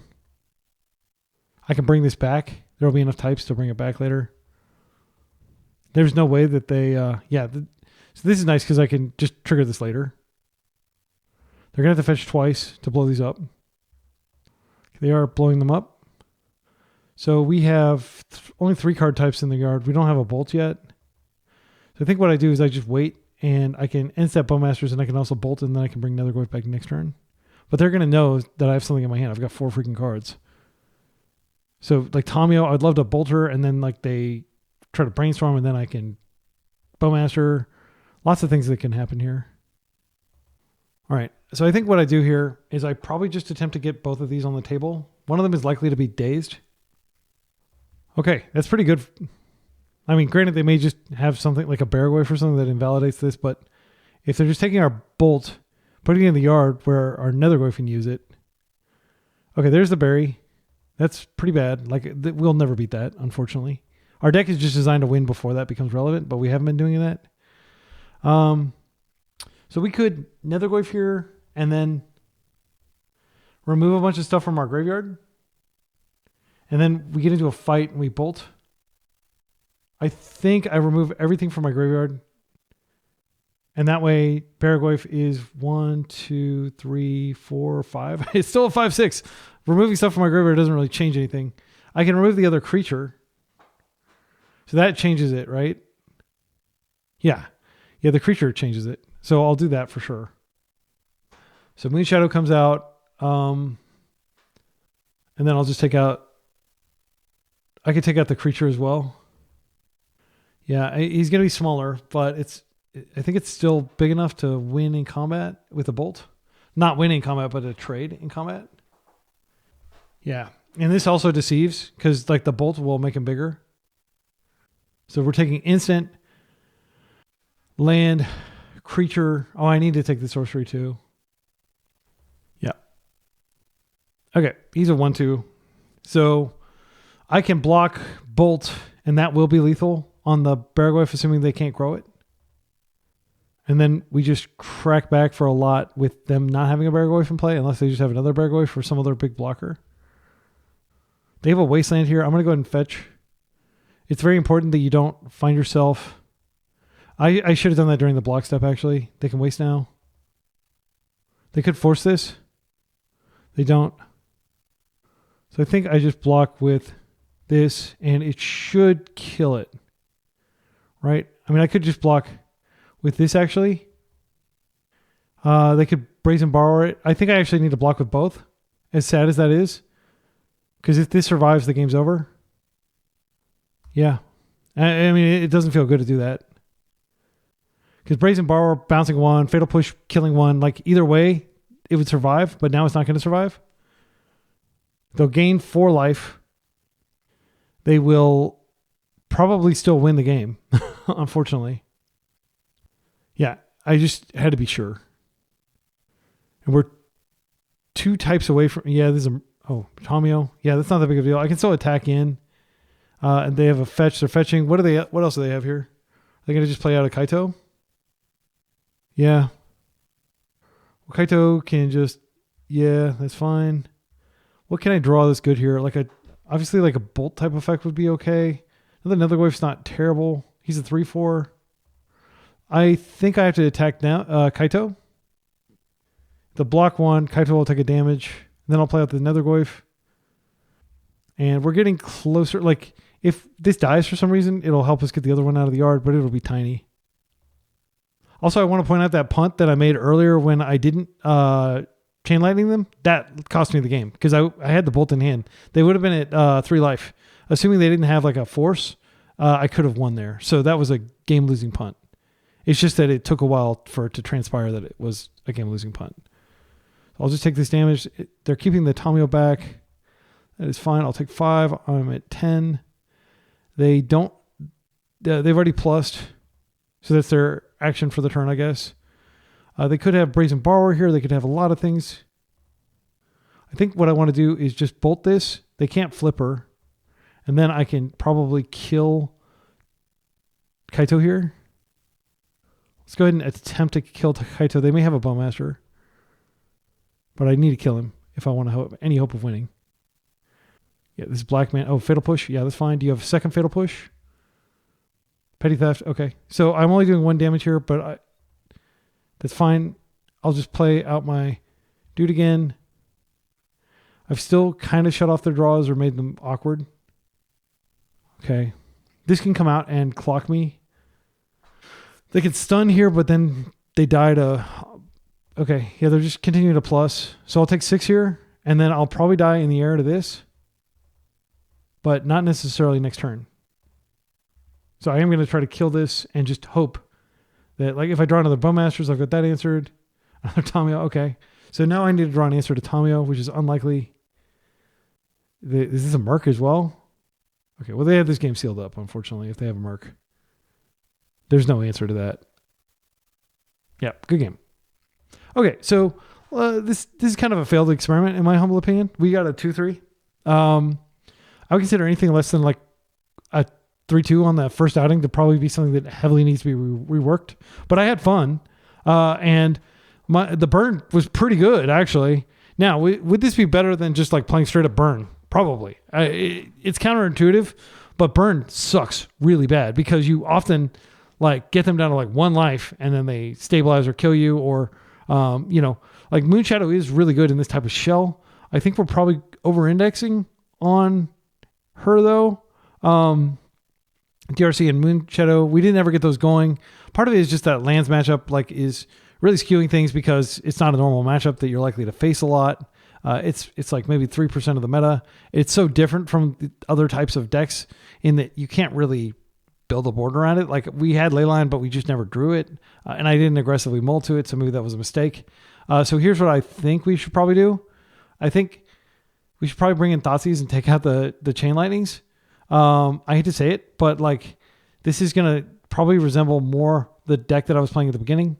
So I'm going to remove all copies of Chain Lightning. In Fireblast, we never got to cast it, unfortunately, which is tragic. I think we drew it one time and I just put it back because I was like, oh, we're up against lands. Let's, Price of Progress is quite good. We might want to go up on Price of Progress just because it is a way to close. Seal of Fire is fine. It didn't really do anything outstanding in this game. I think if we're just focused on actually killing them dead, like I do think we want to go up to a 4 smash. This seemed really good. If they have a Leyline of the Void, which nobody boarded in, I don't think anybody boarded it in against us. But yeah. Phil, Thraben U boarded it in against us, and I had it in my hand the entire time, but I could never justify casting it because it was gonna we'd already used a lot of our stuff. So by the time we filled up our yard for this to be good, it was already too late. Yeah, I'm not sure about 3 Price of Progress. I will say that I think if you're gonna play a deck like this, you don't want Bowmasters. Let's just make it the best burn deck we can make it, okay? And let's concede that against Chalice, we're going to just have to bring in Smash. So we could bring back Chain Lightning. And I don't think that Thoughtseize maybe belongs in the 75 at all if we're going to try to make it burn.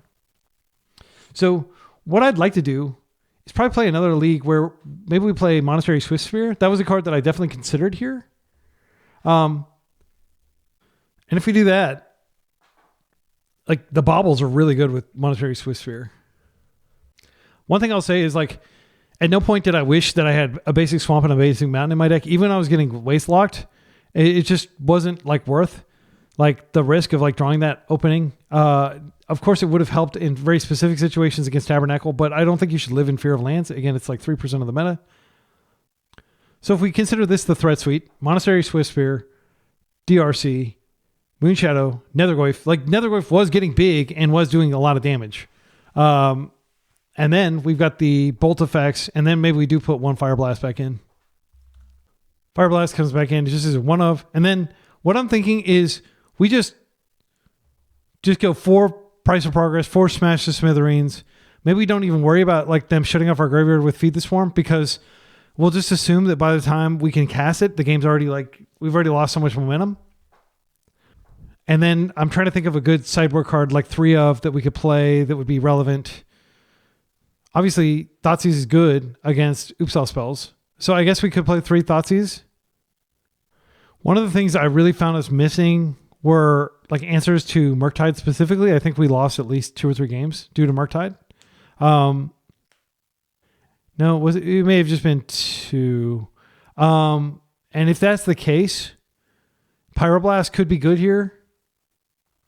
Pyroblast can trigger DRC and Monastery Swiftspear regardless of whether you actually have a card that goes into the yard. Or regardless of whether you actually have a blue spell to target. So that is kind of nice. The other card I've considered is like Dauthi Voidwalker. And the reason I consider that card is it has really good evasion and it's mildly disruptive. The other card that we could consider playing would be something like Eidolon, the Great Revel. But that does a lot of damage to us. And we're already doing a lot of damage to ourselves with Street Wraith. Yeah, after some thought, I think probably 3 Thoughtseize is fine. And then, like, if we're up against combo like Show and Tell or something, we can put those in our deck, and it could just be like a convenient thing we can mull to. If it, in a situation where we don't think like Nethergoyf is going to be fast enough. The other consideration is there's a card called Bolt Wave that doesn't even target your opponent, that does 3 damage to them, which is more damage than Seal of Fire. So we have to consider, okay, is Seal of Fire really worth playing to trigger Moonshadow and to buff Nethergoyf? And I think it probably is. So I think I'm going to go back in and just play another league like this with Monastery Swiftspear. This way we're less dependent on graveyards. We're fully dependent on 1-drops, of course. We'll just scoop if they resolve the Chalice. But I don't run into Chalice that often. I'm going to just try this. Round 1, we're up against a type of player who's a big fan of the channel and a fellow musician. So I like this hand because this is a giant Goyf, and we also have the Chain Lightning to deal with their creatures. They have been playing a lot of Oopsal spells type decks, and also they were playing the Mississippi River, 2 of my least favorite decks. But we'll quickly learn if they're on that, and then we'll just mull aggressively to Leyline. It looks like they're mulling to 5, 4. They may not have a turn 1 at least. We're not going to be able to kill them quickly, but Nethergoyf, so this would be like a 3-4, and then this hits 4-5, so it'll kill fairly quickly, but it's probably not fast enough to stop Oops. We have literally nothing main deck. We don't even play Wasteland that disrupts them. Our goal is to end the game through combat and direct damage, not to disrupt our opponents. Swamp. Okay, Dark Ritual. This could be a mono black deck. Whoa, that's scary. Unfortunately, oh no. Yeah, this Chain Lightning is going to put like the 3rd type in. That's brutal. I'm going to need an untapped land, please. Gosh. So if we cycle these Street Wraiths, we could find a land. That'll be a 2-3. Yeah, we had to find the other land. It's sad. Has to happen. Otherwise, we're going to lose this thing. Come on, deck. No, the bolt, this classic Tarmogoyf action, the bolt actually resolves first. And then the damage gets checked. So we can't even kill it anymore. So what I'm going to do here is I'm just going to play our own Nethergoyf. Actually, I think I'm going to play DRC and I'm just going to surveil a whole lot. And we're going to have to multi-block this thing. It makes sense not to do anything here, to just let it come across. So if that's the case, I need to go ahead and Nethergoyf now because they might Bowmaster. So this is already a 3-4. Yeah, but I needed to play something. So they are going to get a clean hit here, which is really bad against my burn deck that they have a life gain linker on turn 1. This is a really cool looking swamp too from Jumpstart or Foundations, I guess. All right, and normally I would never let this connect, but like desperate times, desperate measures, right? Okay, 4/5. They find Sorin. Interesting. They've got 1 ring in their deck. Sorin, I haven't seen played in Legacy a lot. I'm actually not sure how it works. I know it's popular in Modern. So how do we look at the card? Sorin, House of Markov. Lifelink 1/4.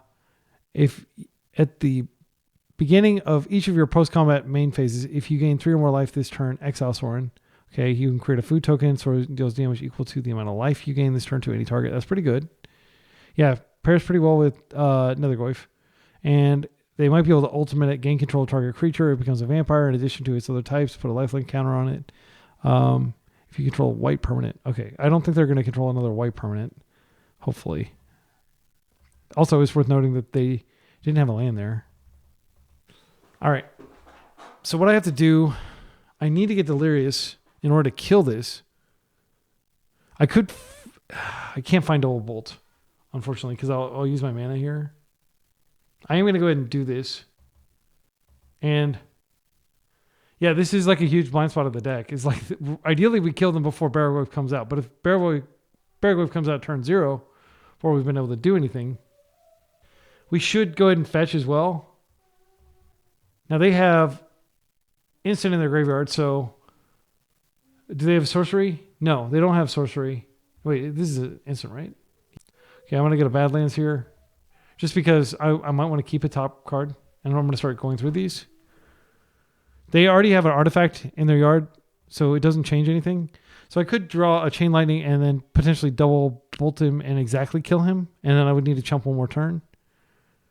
I think that's good enough. So what am I going to chump with? I chump with Nethergoyf, and then I double bolt him. Yeah, that's what we'll do. They are going to flip Sorin here, though, because they're going to gain a lot of life. Might as well take a look what they're going to draw. They could have Thoughtseize. That would be bad. I'll just take a look at a random card from their hand. Exsanguinator Cavalry. This is a really cool card that I've been thinking about playing, but I don't want to be playing more 3-drops, if that makes sense. Since I like what's on top of my deck, I'm just going to stand still. I'll block with Nethergoyf, and then next turn I will double bolt this thing and hopefully kill it. Because this is sorcery, I can't, like this being a sorcery and not being exactly lightning bolt is punishing me really hard. Because I think I could just block kill. But instead I'm going to have to block, they're going to get Sorin, they're going to flip Sorin. Assuming they draw a land. If they don't draw a land, then we'll just clear this and we'll be in a pretty good position. I'm not going to let them connect again, though. Wait, maybe I should let them connect. I don't care about the life loss. They could put something else in the graveyard that grows this. There already is a creature in the graveyard, though. My instinct is to go ahead and do this, and I can just bring it back later once I've stabilized. Just to deny them a card. They're 27. Chrome Mox. Okay, so they are going to probably Sorin here. I think is it a beginning of end step? Oh, they put saying, okay, how does this work? At the beginning of each of your post-combat main phases. Okay, so the fact that they did this post-combat means they don't get the trigger yet. So now I am going to just double bolt this thing. Let's go ahead and play this out. I'll start with a bolt here. Now it's going to become a 5/6, unfortunately. So I need to avoid putting enchantment in the graveyard, but other than that, everything is fine. Yeah, they agree. They said they feel like they needed to play into bolt there. Because that bolt resolves. And now it's a 5/6, but it will die to the second bolt. Assuming I don't put an enchantment in the yard. I think I binned this. I mean, it's like one of the best cards in my deck. But it does allow me to bring back Nethergoyf next turn, which I think is probably better than trying to burn them at this point when they have that much life. So yeah, I'll put it in the graveyard. Ding Dong, the Witch is dead. I'll just go ahead and go through some more cards. What can I draw here that's useful? I can't think of anything. Maybe I'll surveil first just in case I find something good. And And then I can stop doing this. I should have done this before I even cast the thing. So I'm just going to bin all the direct damage. They have such high life count that I basically think that I have to win through combat. And I'm just looking for as many things that can help me bring back Beargoyf or Nethergoyf as possible. Yeah, I'll just go ahead and do this again. Moonshadow might be keep worthy. Definitely don't need more land. That's a nice dodge. They said holy bolts. Yeah, I'm drawing a lot of bolts. So I'll go ahead and take a look at their top card. Please don't be Nethergoyf. Oh, it's a swamp. Okay. Their other card is Nethergoyf. We'll see here. Is your hand Nethergoyf or Beargoyf? Oh, they have Beargoyf. We have to deal with another Beargoyf. I don't think we can win anymore, unfortunately. It's just too OP. The fact that they're drawing the swamp and they have the Beargoyf. Yeah. I'm trying to think of I just don't think it is going to happen for us. Seal of Fire. Yeah. Good game. I'm not going to try to fight through this. Okay. So we are not playing Punishing or Unholy Heat or anything traditional for killing Beargoyf. Again, I want to emphasize this is a glass cannony deck. Much more so than I would normally play. I don't think Leyline comes in. I don't think Thoughtseize comes in either. I think we just keep the same configuration. You could definitely take out the Seal of Fires. Actually, I think that might be correct here. And then we bring in Thoughtseize. It doesn't seem right, but we have to be able to strip the Nethergoyf somehow. The reason I take out Seal of Fire is it grows their Beargoyf to a place where I can't double bolt it.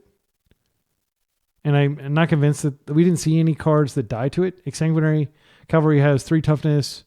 The Sorin has a lot more than that. It's 4. This is fine. I'll keep this. And I'm just going to start with Street Wraithing in case I find a bauble. DRC is a better opener than Swift Sphere. But I can Swift Sphere and then Thoughtseize next turn. I'm going to go ahead and Swift Sphere. No, I don't really care that much about the 1 damage. I might be able to get her Delirious. It's unlikely, but it's possible. She's a much better card than this. She greatly outclasses this. It may have been correct to just Thoughtseize to strip the potential Dark Ritual out of their hand. I think without Dark Ritual, their mana values are very high.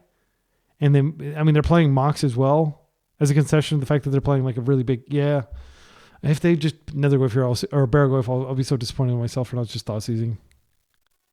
Yep, that's what they did. So I could draw exactly Bolt here. One of my 8 bolts. Unfortunately, these don't do anything. Oh my goodness, what a disaster. I could just play out 2 of these and triple block. I think that's probably what I need to do. But in order to play out 2, I have to fetch, which puts another type in the yard. So bad.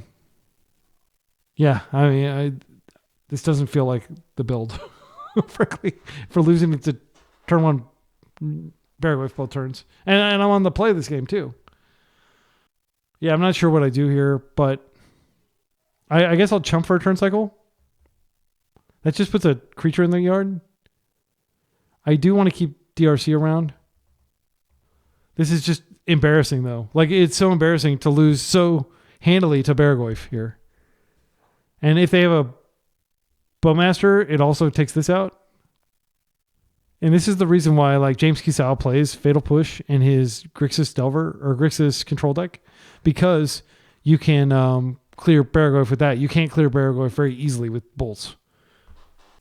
Even though he plays the 4 bolts, he also plays that. So this is just a sacrifice. This is not we just don't have the power to do anything about this. My hand is not cooperating at all. So this goes to the yard. They gain some life. We'll see what they do here. Again, I can't fetch. So I'm going to I still could draw a bolt and get out of this. No, I won't. I won't be able to draw because again, bolt exactly. Lightning bolt exactly does it because they already have an instant in the yard. Okay, what is this? The One Ring. Okay. I'm not going to scoop to that. I wasn't going to hit them anyway. I'm 100% focused on killing this Beargoyf here. I don't actually have Orcish Bowmasters in the entire 75 because I'm all in on this burn notion. It's crazy, but I'm going to Fireblast this thing. I'm going to Fireblast this thing. It's so lame, but it does. This is an instant. It'll kill it. Yeah, because I have to get another type. Or I have to get a mountain here. Let's go ahead and... it doesn't matter. Yeah, I will deploy it. I don't think they're going to have Snuff Out, but if they have Snuff Out, then Snuff Out puts a creature. So we have creature. We're going to have land here in a second when I have to go fetch. This is still a 2/3. Then this is an instant, and there's already instant. So I'll just be careful not to put anything too important into the yard here. Since I'm going to sacrifice it anyway, I'll get this ETB tap land out of my deck. Okay, Street Wraith. I don't want to draw that. So I put it in my graveyard. It doesn't change the math here. And now we're going to Fireblast. Cast by sacrificing 2 mountains. Incredibly embarrassing, but it needs to happen. So we get a prowess trigger. It doesn't matter. We surveil. I don't actually mind drawing a land, but I think I'm going to win on 1 land and just hope that they don't have Wastelands here. Okay, so that is death for the BREW. And I'm going to go ahead and just deploy this other Swift Spear. Just so next turn we can start hitting them. And if they just find another BREW, I mean, we'll probably scoop. Because that was like literally, like we used the whole whale, the whole buffalo to try to kill that thing. Bowmaster is an ordeal as well, of course. Because it'll take out my DRC before I can get Delirious. Like the best thing we could draw is probably just like a bunch of baubles. Because those proc all 3 of these. And they don't cost mana. If they have Wasteland, we're Stone Aged. Another Dark Ritual. Ancient Tomb. Is this double BREW? You could do double BREW here. 5 mana. Another One Ring. Okay, that's fine. They kept the new one. They can draw another card. They played their land for turn. They did take Ancient Tomb damage there. Sorin. This is a lifelinker. I don't know what extort even means. Oh, whenever you cast a spell, pay black. If you do... Okay, so they might be able to do that a whole bunch to gain the life to flip him. I can't do anything, unfortunately. I can wait and try to bolt next turn. I can manipulate my draw. I can't target them with Thoughtseize. I think we just pass and hope they don't hurt us too badly here. They take 1 damage. Ancient Tomb does more damage to them, but they are going to be gaining life off Sorin. Draw 2 cards. Definitely a decent chance that they just have the BREW at this point. Another Ancient Tomb. I don't mind that. But that does mean that they can actually cast a lot of the stuff they're drawing. And a lot of those creatures have lifelink. Okay, this is the...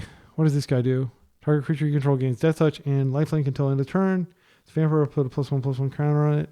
We sacrifice it when you do. Sorin deals 3 damage to any target. And you gain 3 life. Okay. This is fine for now. I mean, the burn deck losing to the lifelink deck. High comedy. All right. So what's going to happen here? I think they're just going to put a counter on this guy.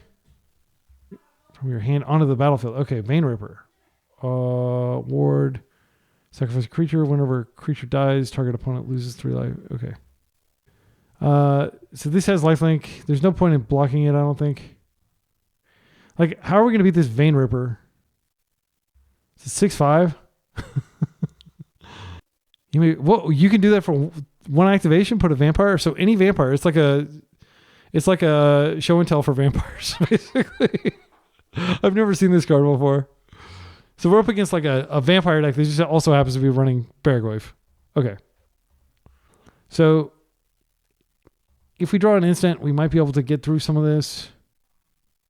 Because we might be able to trick them into blocking and then... Okay, what are they doing here? Shield's Edict. Well, if I probably sacrifice this, actually, because this is about to get Delirious and smash into that.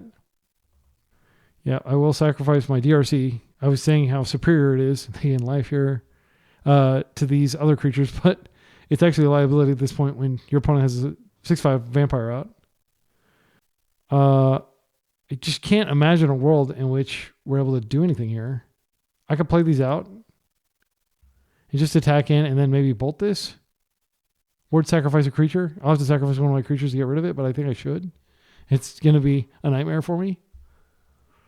So I lose both of my creatures in the process, essentially. But I have to do this. Yeah, I'll just attack them. No, I'll attack. I mean, they might let this through. I actually, by attacking with both, they should just let it through. They shouldn't attempt to block here. But they may block anyway. Okay, they blocked. So this is ward sacrifice a creature. So I lose 2 life here.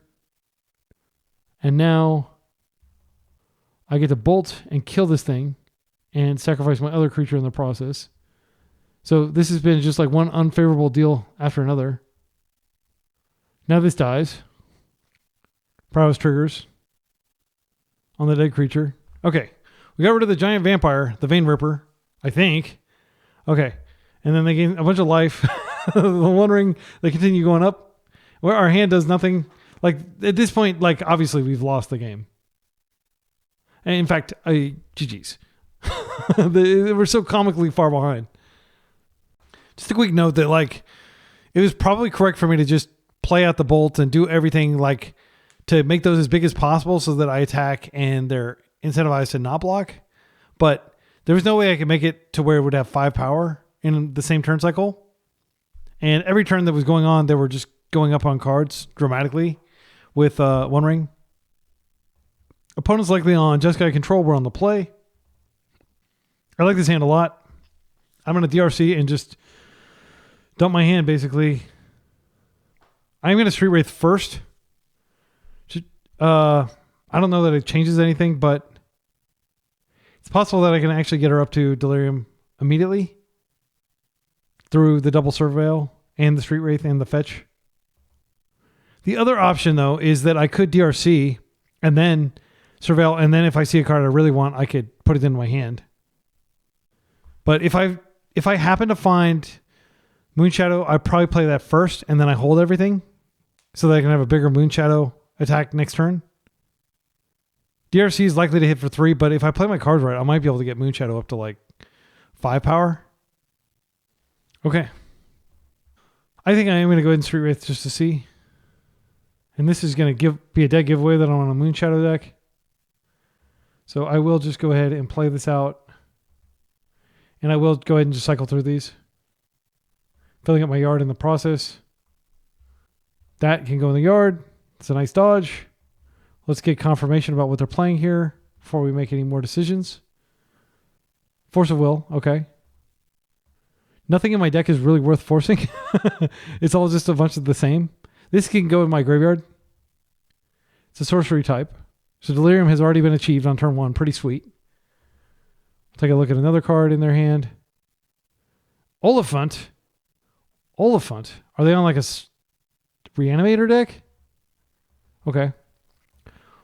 Well, if they're trying to cast the spell Reanimate, we're going to try to make that hard for them with all our, spells that go for their life total. Come on, don't give me land. Oh, so bad. Why did we draw double freaking lands?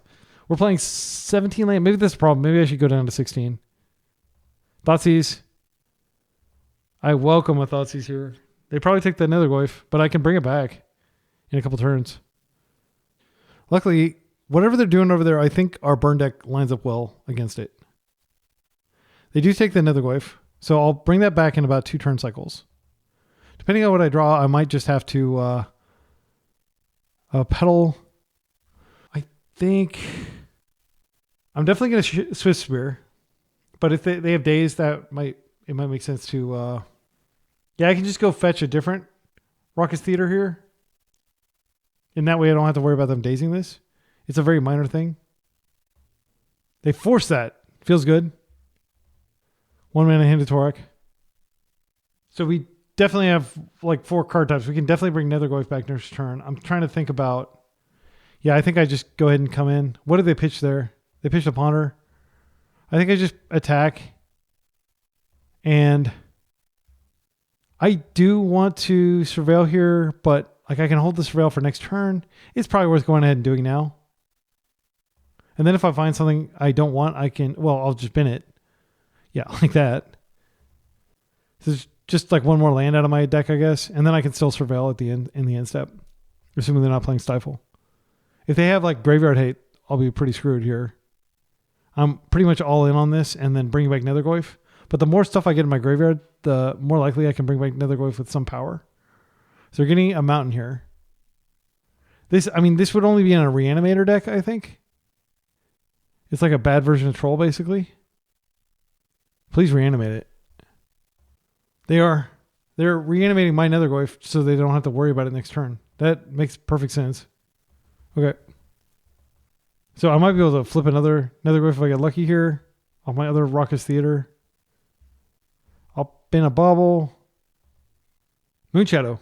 That's pretty good. I think I just want to get this Raucous Theater out of the way here. Yeah, I'll just do that and bin, most likely, I'm looking to bin a Nethergoyf, of course. I think that's actually fine because they're getting pretty low on life. Yeah. Now we'll go to combat. Getting some lag. Okay.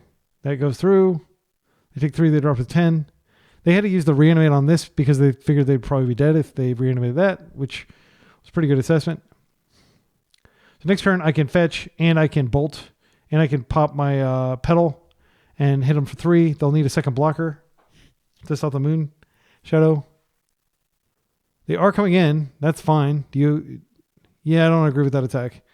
Because I'm going to, like, they're definitely not going to be able to block Moonshadow now. And I've got the combo. I mean, these cards are insane together. Let's go ahead and do this first.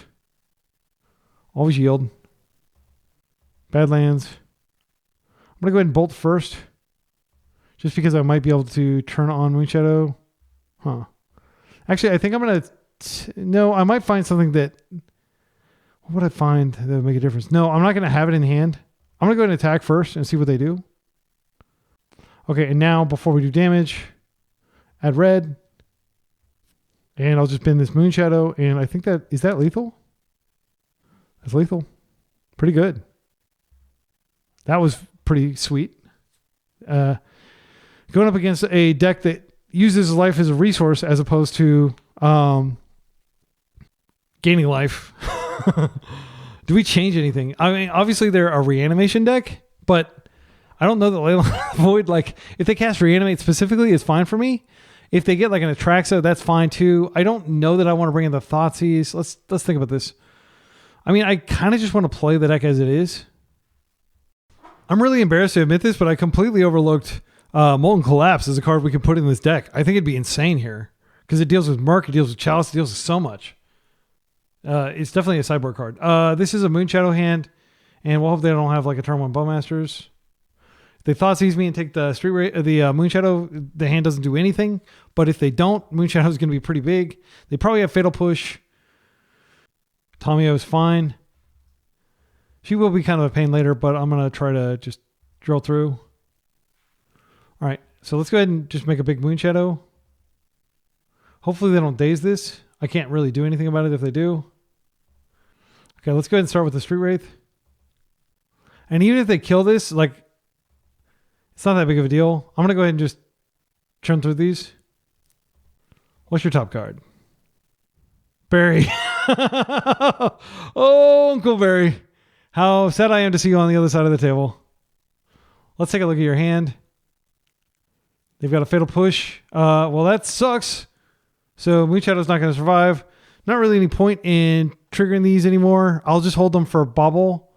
I'm going to draw 2 cards next turn. I mean, Swift Spear, I don't have faith. I just don't have faith fundamentally that we're not going to just get destroyed by Baragoyf here. Now that they have the Fatal Push and everything.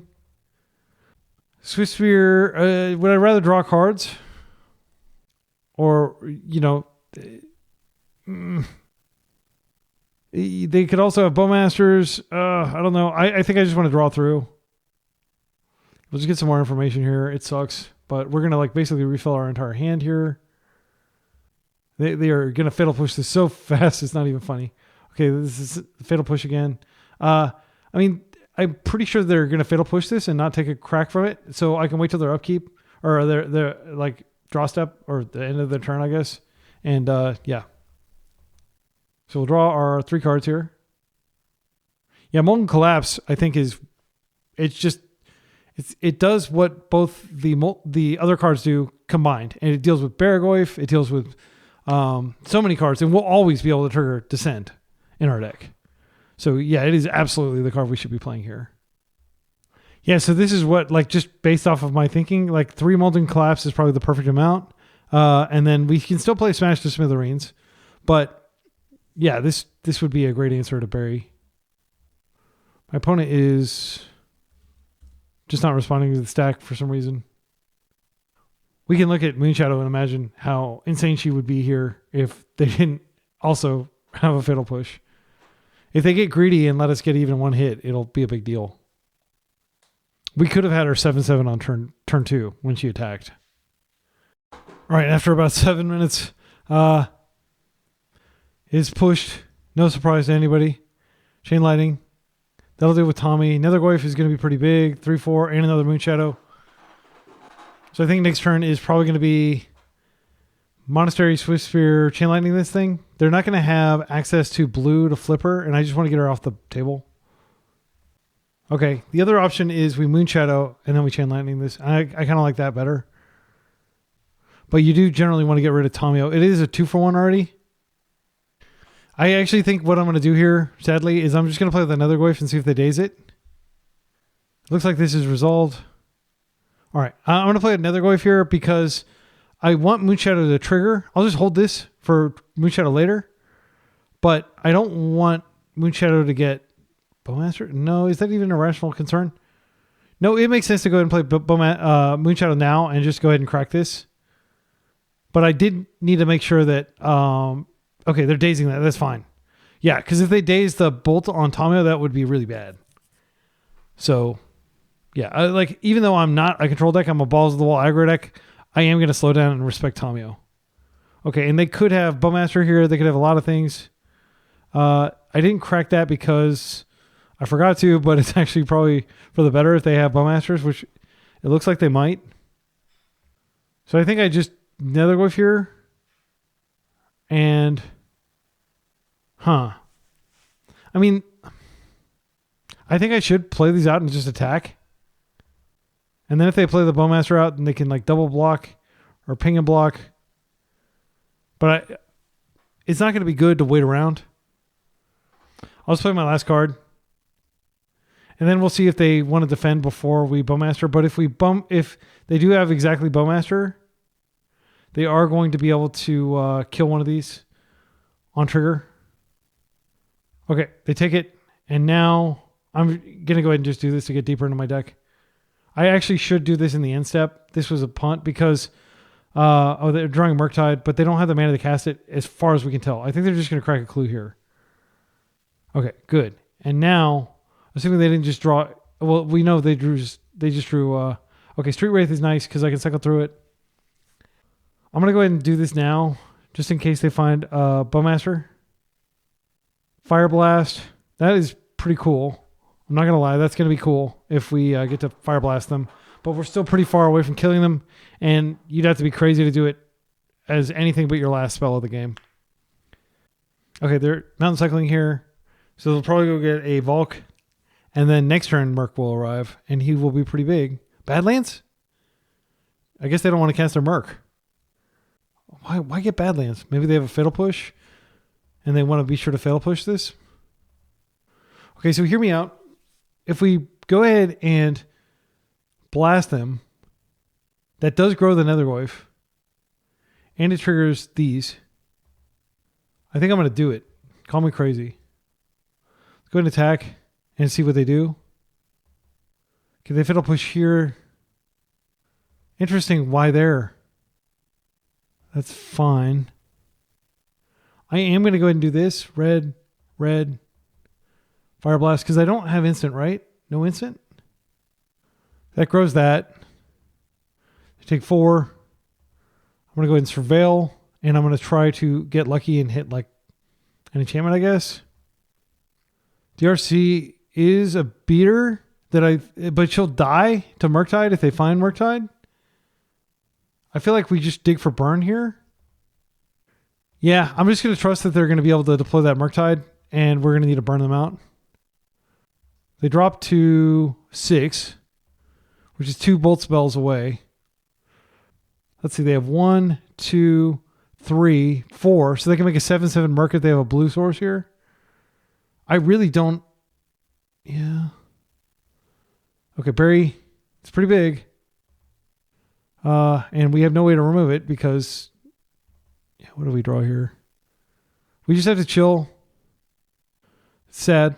I do have 1 more Surveil left in my deck. I'm gonna let him connect, and then I'm gonna try to win hitting back, I guess. It doesn't seem like a winning strategy.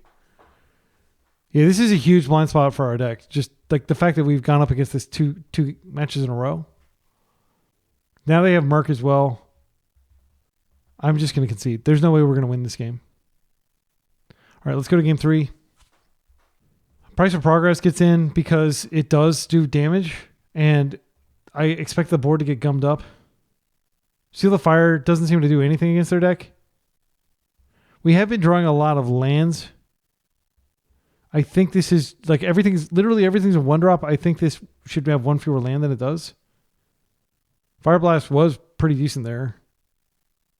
I'm going to take out a Swift Spear. I'm not sold on this card. I don't believe it's that great. I know it's a staple of like traditional burn decks, but it just doesn't feel good enough.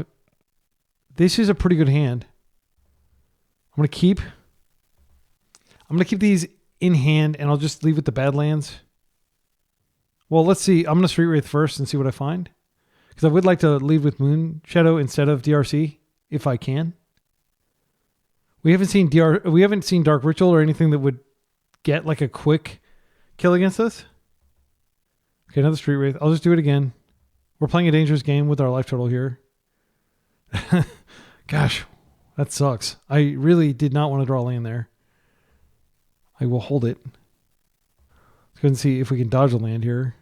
I would love nothing more than to put a land in my graveyard. I'm going to put that in my graveyard because I can bring it back later, and I'm going to hopefully not draw a land here. I always been Netherglyph if I get the option to. We draw. Unbelievable. So tilting. Yeah, I think the deck's misbuilt. I think it needed to have 1 fewer land, but we sided out a land and we still are flooding. It's crazy. Good game. I'm sorry. I'm so tilted. What the hell? Like, I could cast this to try to get Delirium. Well, I guess technically I do get Delirium. No, I don't. I'm attacking for 1. This is pathetic. Wait, I could get Delirium out the fetch. I'm going to try to fetch. And yeah, it's so tilting to draw, 6 lands when you have 16 lands in your deck. And it's not like we're drawing Wasteland or anything, I hate to do this, but we need other types. It seems crazy to do that, but like, look at our hand. Like, the only way we're going to win is through some sort of crazy Price of Progress into Price of Progress. We haven't even found enough types to bring back Netherglyph because we've just been so focused on drawing like lands and creatures, or lands and creatures are the only thing in our graveyard here. And this is the Bowmaster. Good game. I'm sorry. Like, that was an incredibly frustrating game. I feel like our deck can definitely do better, and we just got destroyed there. We did have a good game 1. So, looking at the deck, the adjustments I'm going to make, I'm going to definitely bring in those collapses, and I'm going to take out a land. Again, I'm just not a believer in Swift Sphere being good enough. We could just have these creatures and take out Swift Sphere and play more burn spells. I don't hate that. We're up against Delthar. Frequent trophy leader. Very strong player. Delthar has recently been playing Oops All spells, but also this very cool Goblin list with Food Chain. I think we can race that, but I could be wrong. This is not a bad hand. I'm going to keep it. It is more land than I would like, of course. I think I probably actually just... I mean, this card is so janky. Like, frankly, it's not a Legacy Power level card. I think what we do is we go in Badlands, and then I'll play out DRC, and then I'll Petal Surveil. And I'm just going to try to hit as hard as I can next turn. Street Wraith goes to the yard. And now I'll just Goif. And this is a 2/3, but it'll be more when we attack next turn. And then we can maybe get a Monastery Swift Sphere into some sort of non-land spell that we're definitely going to draw a non-land, right? Ignoble Hierarch, that's fine. They're probably not going to want to block at this point. Oh, of course, we got a freaking land. I'm sorry. I just can't do it. I can't do this. Why, deck? Why? How few lands do you need us to play to not draw land constantly? I mean, that would be an insane card, but it is a type that we need for our Delirium. Then I'll just play this stinky creature out, and I guess I'll attack with it. I mean, this is a lot of damage on turn 2, but the problem is we have nothing to look forward to. We have a Surveil. Okay, 3 mana. House Squad Heavy. This produces blockers, and it itself is a blocker, but they have to attack. Okay, so we'll take 1 damage. This will go up to level 2. This is a really good card, by the way. So that we're definitely up against the Goblins deck, if there was any fear, or if there was any doubt in our minds. Okay, this is actually not that bad because it does trigger, and triggers both. So I'll always yield to this. Always yield to this. Our deck is doing us dirty for sure. I'm going to go ahead and just... I mean, I could see what's on top of our deck just in case it's something good. But I'm going to surveil anyway. I'll just get some more information about them. Yeah, I'm going to surveil here because I need to get another type in my yard to buff up my Nethergoyf. Unfortunately, this is just not a good attacker here because it'll just smash into that. But it will... That's a sorcery type. It does grow our Goyf. But it also puts them to dead basically next turn. I think I need to do this. And then they're heavily incentivized to block Nethergoyf now. But they could have Food Chain combo next turn and just not care. Yeah, I feel like the way this deck gets better is we reduce the land by 1 and then we get Bolt Wave up in here. So we're doing more damage directly to them. And I feel like this card is just not legacy playable anymore. And then we just need to find 3 more burn spells. I'm not convinced that Seal of Fire is good enough. But it could be. They're taking all the damage. I think they have a win. That's why they're doing what they are doing. They have a combo win. So we get our card. It could be a Bolt, which would be nice. Seal of Fire. Okay, that is another type for Nethergoyf, but it's not going to be good enough if they have the combo, obviously. If they have the combo, the game's over. These are mercifully short games, at least. Okay, broadside. They get another body. So they can start killing our stuff. But they'll actually need to throw something substantial at DRC if they want to shoot her out of the sky. Okay, and they're just throwing the... Yeah, that works. So they have jumpers now. Unlikely we get through. I'm going to bobble first. Trigger. Seal of Fire. Trigger. If I just clear this, then they have to block this with House Squad Heavy. And then... I think that is the line. Yeah, well, they have to attack. They have to block both of these. And then after they do that, I can Seal of Fire this. Because if either of these gets through, I just Seal of Fire them. Okay, that worked. And now I'm going to get rid of this. Well, let's see what's in their hand first before we do anything. Cavernous Souls, okay. I don't think that's going to be the death of us. I'll play this out. I do want to get rid of this, but I can wait until they begin combat and then I can do it. Yeah. I'm going to fetch with this on the stack. I don't think my life total is going to matter, but I do think that it's possible that I dodged a land by putting a Badlands into play. Oh, that flips that, doesn't it? It shouldn't matter unless they have exactly another one and they get another turn, which is not likely here. Okay, of course, we drew a freaking land. I'm sorry. I'm sorry. What the heck, deck? I'm playing Oops All 1-drops over here, and I've got 5 lands. So to be clear, we do this in begin combat phase, and then they can't throw. But if I do it too early, they may have Ancient Tomb or something. Okay, that's Cavern that we knew about. That's a good card. I'm going to wait and see what they rip off of it. So they found Goblin ringleader. So they have another ringleader. I'm just going to kill this now. I don't want them to, like, they could potentially take out my Nethergoyf here. Okay. So they have haste, but they shouldn't use it. Of course, if we could actually draw a card that is not a land, it would be extremely helpful because then we could probably get a good attack with Swift Spear. Otherwise, they're just going to jump with this Goblin token. Like a bolt would be nice.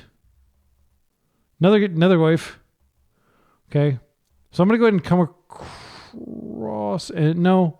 I mean, like, I just have to be honest and I can't attack in with that. I'll just attack with another Nethergoyf. But I think there's a very good chance they have like Muxus. They have an Ancient Tomb. We can't deny them that. I will play this other Nethergoyf out, but again, I don't think it's good enough. And then we can fetch after we're confident that we're not going to die. I don't want to like lose because I had one less life, but I do want to thin. And one of the best decisions I made was to play 2 of these because it seems like we're constantly drawing lands and we just don't need them. Okay, 4 mana. This is the other ringleader. See how bad this one is. But they are going to lose both of these unless they have another land to play. They did find Muxus, and they do have an Ancient Tomb in hand, so they are going to Muxus next turn. So we really need something to break through, like a bolt. They could just play like a mountain and then play a different creature. That fetches to 3 and puts them dead to bolt. But they may just wait. Because if they Muxus, they win. So their hand is currently Muxus. I think they only have 1, but it doesn't matter. If even 1 resolves, that's the end of the game. All right, I'm going to go ahead and fetch in my upkeep. Come on, deck. Don't do me dirty. Just give me the goods. Thank you. I think I just bolt them in the face, and that's probably enough. Yeah. I'm going to bolt them in the face. That way they can't even fetch. Good game. Okay. So, I don't see any changes to be made. I don't know if they play Chalice. Yeah, they don't play Chalice. Oh, wait, they do have Chalice in the sideboard. I see you. Unfortunately, Chalice is not good. This card is not good against their deck except for Chalice. If they don't bring in Chalice, I think they will bring in Chalice. So I'm going to bring this in because we just can't. Like if they get Chalice out, it's a disaster. I'm actually going to cut one of these Badlands. They're not a Wasteland deck. Leyline of the Void could come in. I don't fear it. Seal of Fire was decent there. I'm going to take out some Swift Spheres. I'll take out 3 of them. I'm just not convinced it's good. I've been talking a lot of trash on it, and some people might really like this card, but it's too weak. So they're on the play. They could open like Ancient Tomb, Chalice, and then we don't have much of a game. But if we are able to get... Oh, no, we got the Badlands here. I guess we could pedal, and then we can do it, though. I'm going to keep this on the strength of Moonshadow. They mulled a 6. I think they are going to try to get a quick Chalice on us. But if we get Moonshadow out underneath the Chalice is good. All right, they have the Chalice. So, good game, basically. And they have a Chalice on 0 too. It's brutal. But it's not necessarily like a big deal. We either have the card or we don't here. I have 4 of them in the deck. Cycle. Let's go ahead and play this out. Bin that. All right. They went deep to get these Chalices. I won't be able to get 0s, but these will still go to the graveyard. Please don't have like a... yeah, that's good. So the amount of time we have to win it just went down a little bit. Come on, let's find that card. All right, the good news is our graveyard is going to be pretty full, so Nethergrowth will be big once we clear this. They're unlikely to be able to redeploy. They are almost to Muxus mana. Goblin Ringleader. They do reveal Muxus, and they have an Ignoble Hierarch to help them get there the next turn. We're like very close to being dead on board. We're taking 4. We're going to 12. So even if we clear this, I don't have confidence we'll be able to recover in time. Like Seal of Fire could take that out and we could Nethergoyf. But they'll be 1 turn away from Muxus. We have Fireblast. This is a good game. Okay. So that was brutal. I think we don't make any changes. Again, I'm not convinced that we need 17 lands in the deck. I'm just going to run it back. So it like, if you're still watching this video, you're getting to see me brew in real time. I do believe that there is some sort of burn deck to be made here that is not terrible. And it's just a question of how we go about doing that. This is a 3-lander despite me shaving lands, unfortunately. Very tilting. My opponent mulls to 6. I can trust that Chalice did so much work there that they're probably just mulling to that.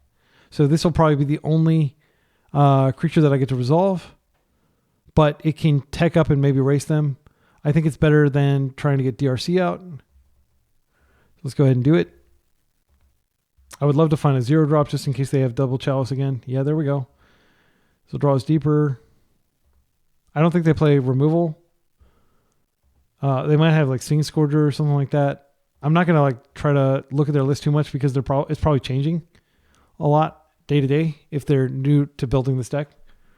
All right, another 1 drop that unfortunately gets countered here, but it does go to the graveyard. So I will be casting both Netherglyphs maybe here. There we go. That's freaking sweet. That is what we needed. And they're tapping this for mana, so we might be able to win here. All right, I think 4 is the correct number of these to play. Since Chalice is so good against our deck. They're at 11. Cavern. Broadside.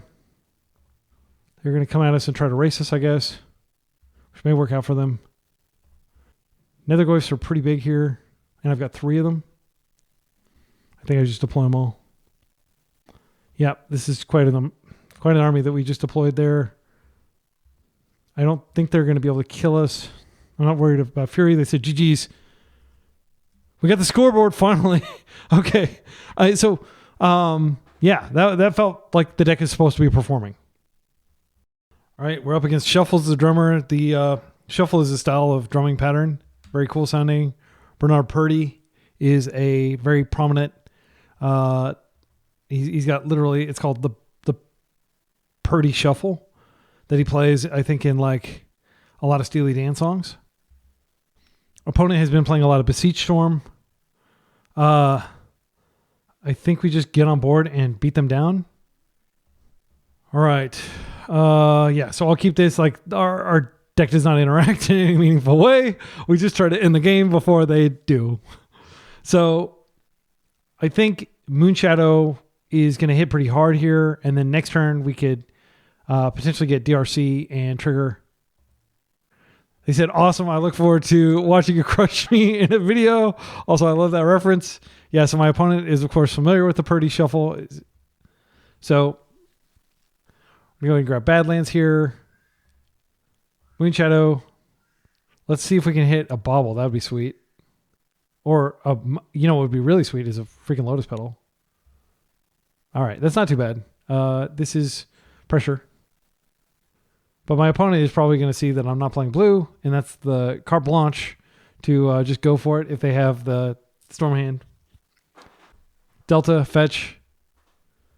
No apprehension there. They're plowing full speed ahead. Oh, Brainstorm. Okay. So this could be Storm, but this is an opening that is, a lot of blue-black tempo, 4-color beans, Doomsday. They could be doing a lot of things over there. I actually kind of hope they're on Doomsday because I can pressure the life total really hard. Chromox. Okay, so they're definitely on Storm here. It's just a question of like how fast are they going to try to go for it. They put the Thoughtseize under there. Probably reading that on an aggro deck. Brainstorm under there. Okay, are we going to get a new hand?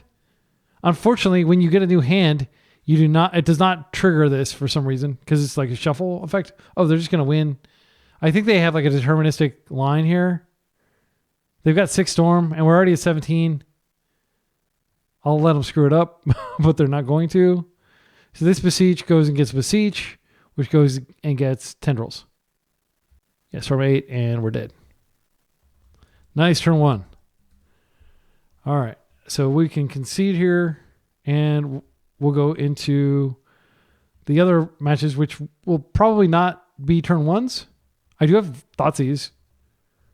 None of these other cards are good against them. I think I'm going to take out a Badlands, as I've been doing. I could also take out a shuffle, but I actually think it's really nice to be able to just go get these Raucous Theaters when we're in garbage time after we've spent our hand. Monastery Swift Spear, even in this matchup, I feel like it's too slow, but actually, you know what? I think I'm going to take out the Nethergoyf.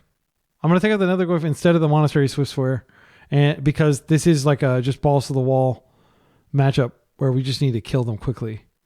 But I don't really have, I mean, I could bring in Leyline of the Void, but they seem to be, they're on ad nauseum Tendrils. They're not, most likely not using the, well, I mean, we could take a look at the list they've been playing recently. Yeah, I don't see any graveyard here. They have Gaia's Will, probably. I don't even see Gaia's Will. No, it's in there. It's in there. Okay. It just doesn't have a mana value, so I didn't notice it. So Leyline shuts off that line, but like, I don't see anything else like that is helpful here. Let's see. They're not playing the oh, Death Wish. This is such a cool card. I've always loved this card. Yeah, so it's ad nauseum.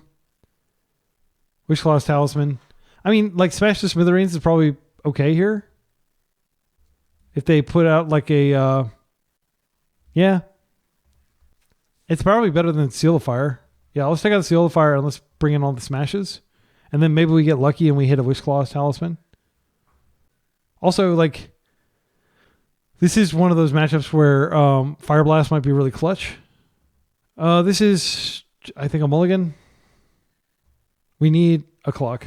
This is a clock. This is very good.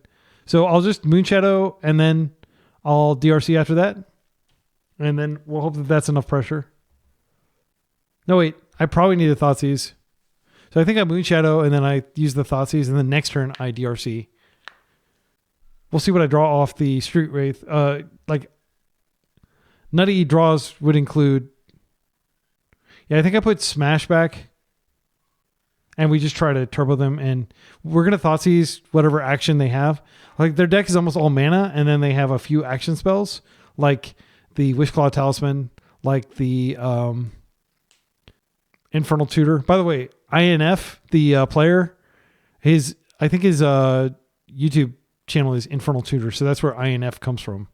It's short for Infernal. So we'll put back Smash. We may not have the mana for it anyway.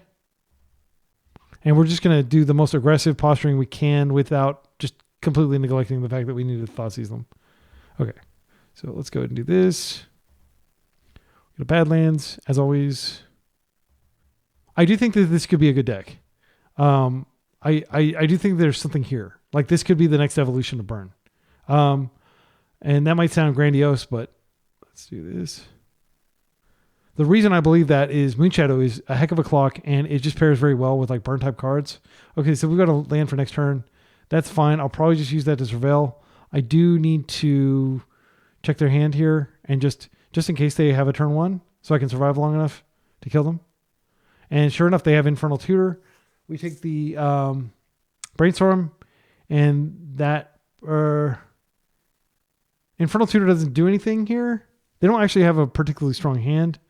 But if they draw an LED, this is how they win.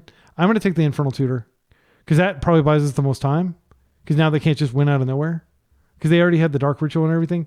Now they really need like 2 cards to win. They need a search card. They don't have anything to bargain with either, which is nice. In case they find Beseech the Mirror. They've been a Dark Ritual. They've got all the mana they need. Come on, non-creature or non-land. All right, that works. So what I'm going to do is I'm going to go do this. Now I can play this. I'll fetch. This will grow it. And then I'll bolt and I'll hopefully grow it again. And then I may have lethal pressure here. That does grow it. For next turn. I might be able to lethal them next turn. We'll see what we draw. But I can hit them for 8 next turn. And they're 12. And if I find like anything that goes in the yard, it's going to be strong. So they don't have blue. They can't Brainstorm Shuffle. They're just basically hoping that we don't kill them this turn, which I'm going to do everything in my power to kill them this turn. Swift Spear's a brick, basically. It's pretty bad. Well, we're going to get their life really low. Yeah, again, I'm not convinced this card is legacy playable. Like, we did a damage. Who cares? Like, literally any Bolt Wave, anything like that would have been lethal here. They said sick deck. So they have to win at 2 life, and they do stuff that, you know, cost them life, like Thoughtseize. They probably took that out. They're going to need a pretty stellar sequence here. They haven't even used their Brainstorm. They Brainstorm. I expect a scoop here, but, like, I could be wrong. They would need... Yeah, they scoop. Okay. So, again, this card underperformed, but, like, this is too slow for the matchup. This could do damage. I could take these out and just bring the seal in. I think it's better, frankly, even though it's not a lot of damage. In case we have like a Moon Stompy hand. Sorry, a Moonshadow hand. Let's run it back. One thing I'll say, like, we've been killing them like effectively like turn 3. It's pretty good. Okay, so this is fine. It's not a great hand. We could try to mulligan to a Wasteland, but I think what we're going to do is we're going to DRC, and then we can DRC again and bolt them. We can smash something. We might find another land other than the Rockets Theater. I don't want to mull too deep. They're keeping. This could just be like the turn 1, like in game 1. They're fetching with confidence. Brainstorm. Okay. So game 1 where they brainstormed and then they found exactly what they needed, that doesn't usually happen. What this is looking like is probably just an imperfect brainstorm. But I'm not sure the extent to which Storm players worry about perfect versus imperfect brainstorms. Perfect is where you get to put back 2 cards and then you get a shuffle. Okay, they have the LED. Are we going to go? Okay. This is fast. Okay. They're playing those out. Unfortunately, unless I draw exactly... Okay, so I can smash next turn. But, like, the question is, am I still going to have...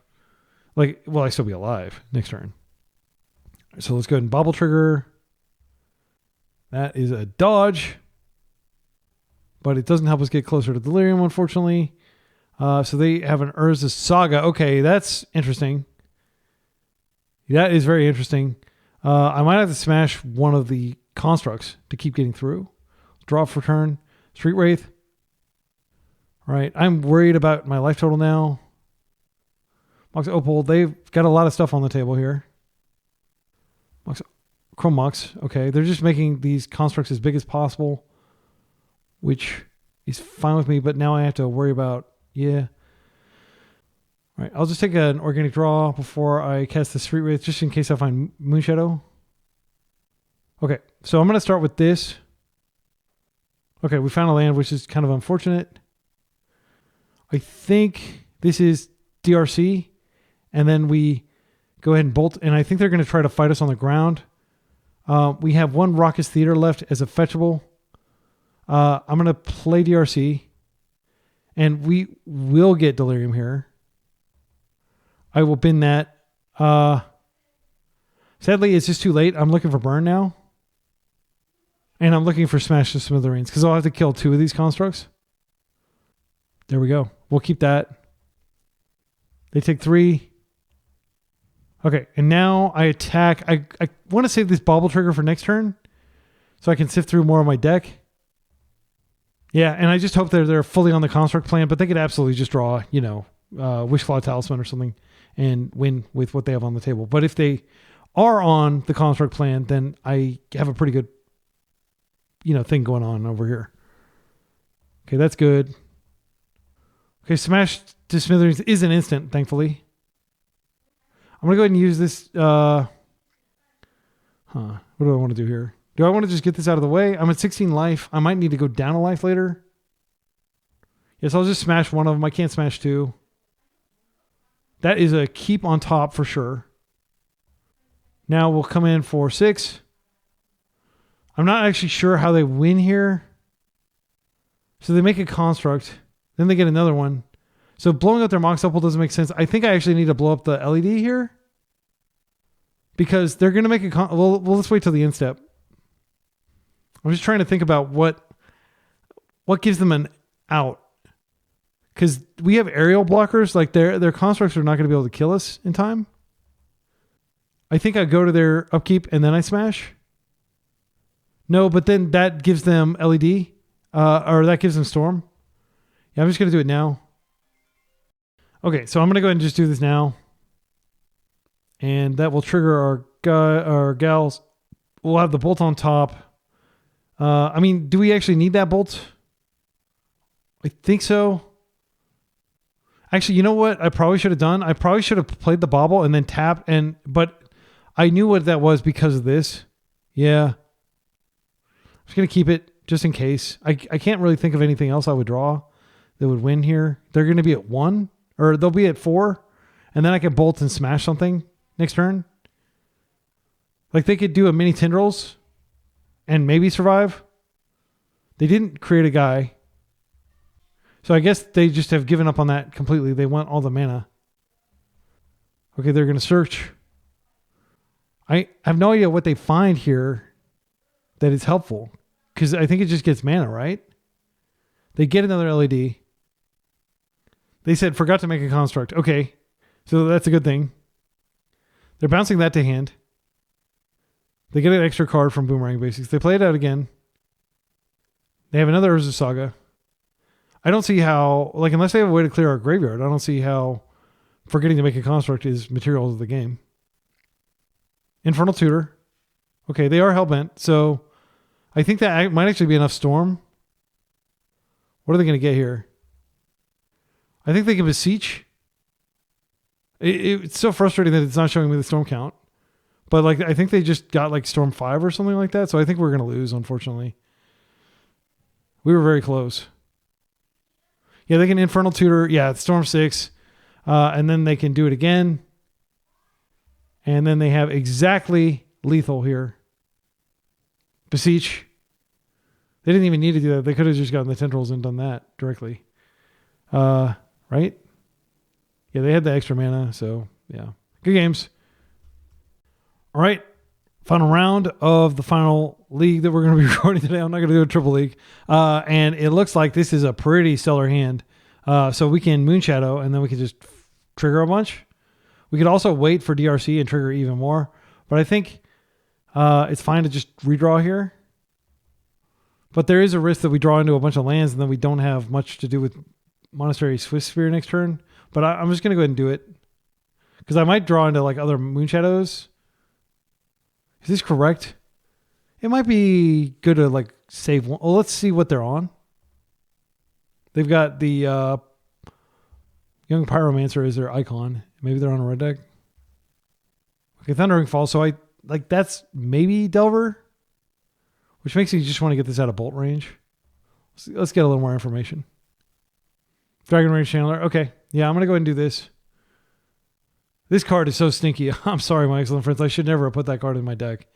It's not going to do anything in this game, I don't think. We were going to draw a bunch of cards. Okay, Thundering Falls. That's fine. I just wanted to... I guess I could have gotten more information, but they're definitely Delver. So the good news is we're way faster than Delver. But the bad news is Delver is like a much better deck than this. And we drew another Monastery Swift Spear, unfortunately. So thankfully they didn't waste us. That would have been pretty devastating. Okay, DRC is fine. So I think what I'm going to do here is probably just play my own DRC. I might just skip DRC and go to Merc because this is already like practically fully leveled up. Or when I say Merc, I mean Nethergoyf. I can do both. So I think the play is... I'm going to go ahead and Street Wraith first. Okay, Nethergoyf. Both Nethergoyfs are going to be big enough that they can't be bolted. So I think that's a pretty good argument in favor of just playing them out and skipping Channeler. Channeler also is not yet Delirious and won't become Delirious even if these get countered.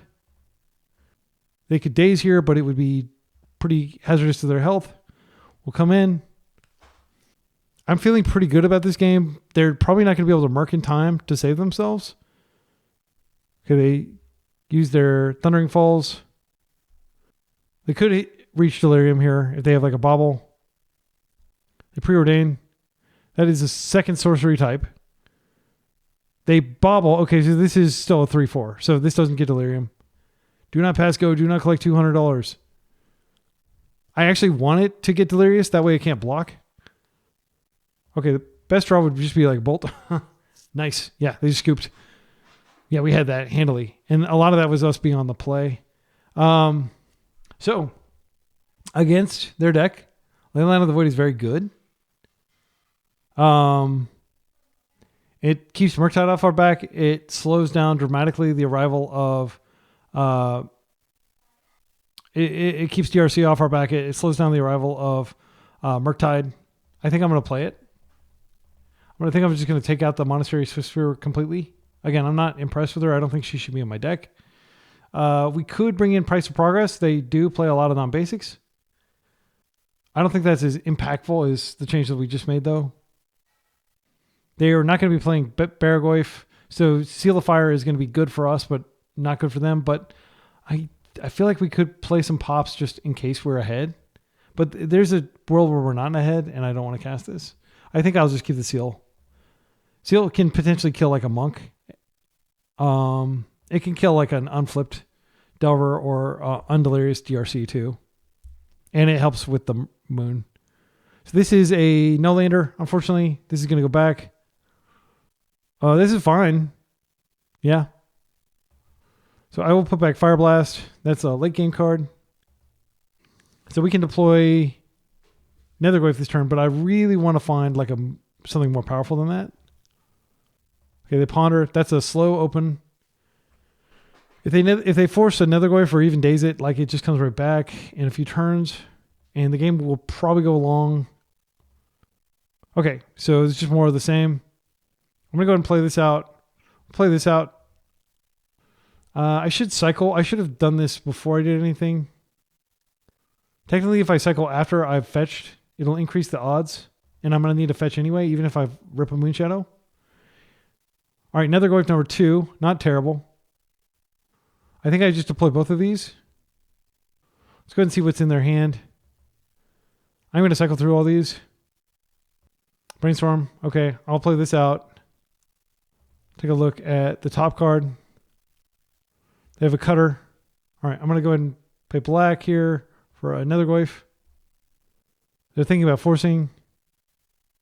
Unfortunately, it won't grow the other one. They do force. They pitch a Brainstorm. Okay, I'm going to go ahead and deploy the other one. All right, we've got a 3/4. And we're going to draw 2 cards. Let Chain Lightning buff some further. Lightning Bolt. This is great. So we can clear one of their threats and buff the Goyf. And we can buff them twice if we want to with the... Yeah, that. I'll just probably bolt that. Did we see Cutter? I can't remember if we saw Cutter. So we saw Brainstorm and... Oh, it's just revealed over here. Yeah, we did see Cutter. Okay. So Brainstorm's gone, and it's just Cutter in hand. And they don't seem to have land. Right? That's good for us. Okay, so I think this is DRC first. And then I can bolt. And I'll go ahead and use the Chain Lightning here because it gets worse as the game goes on. I will Chain Lightning this. And they could daze here. I'll bin that. They should give us Delirium though. And buff the Nethergoyf further. Okay, it resolves. That's great. We're in a very advantageous position here. Closing out this final round strong. Cutter is not a big deal because they're mana screwed. Like they may have Bobble and the creature next turn, but we're pretty far ahead in terms of the race and we have Bolt to close. Wasteland would be annoying, but like I don't know that they would even have the luxury of wasting us here. Preordain. They're still looking for land. I think they're dead. The Ponder didn't find it. The Island Ponder keep did not work. And then, yeah. They did keep 2 top. So they may have like a Bolt here. But they're still going to be getting hit in the face by Nethergoyf. Bolt's probably the best thing they could have here. And it is what they have. Okay. So I can just bolt them and hit them for 5. And they may be able to stabilize here. Moonshadow. I think Moonshadow is better than bolting because it can level up. Let's see. If we hit them for 5 and they drop 8 and they're at 5. Then this is basically a forced block every turn. But if they clear this somehow. How close are they to Delirium? They are at Delirium. So they could Unholy Heat this. So I think it's safer to just deploy a Moonshadow here.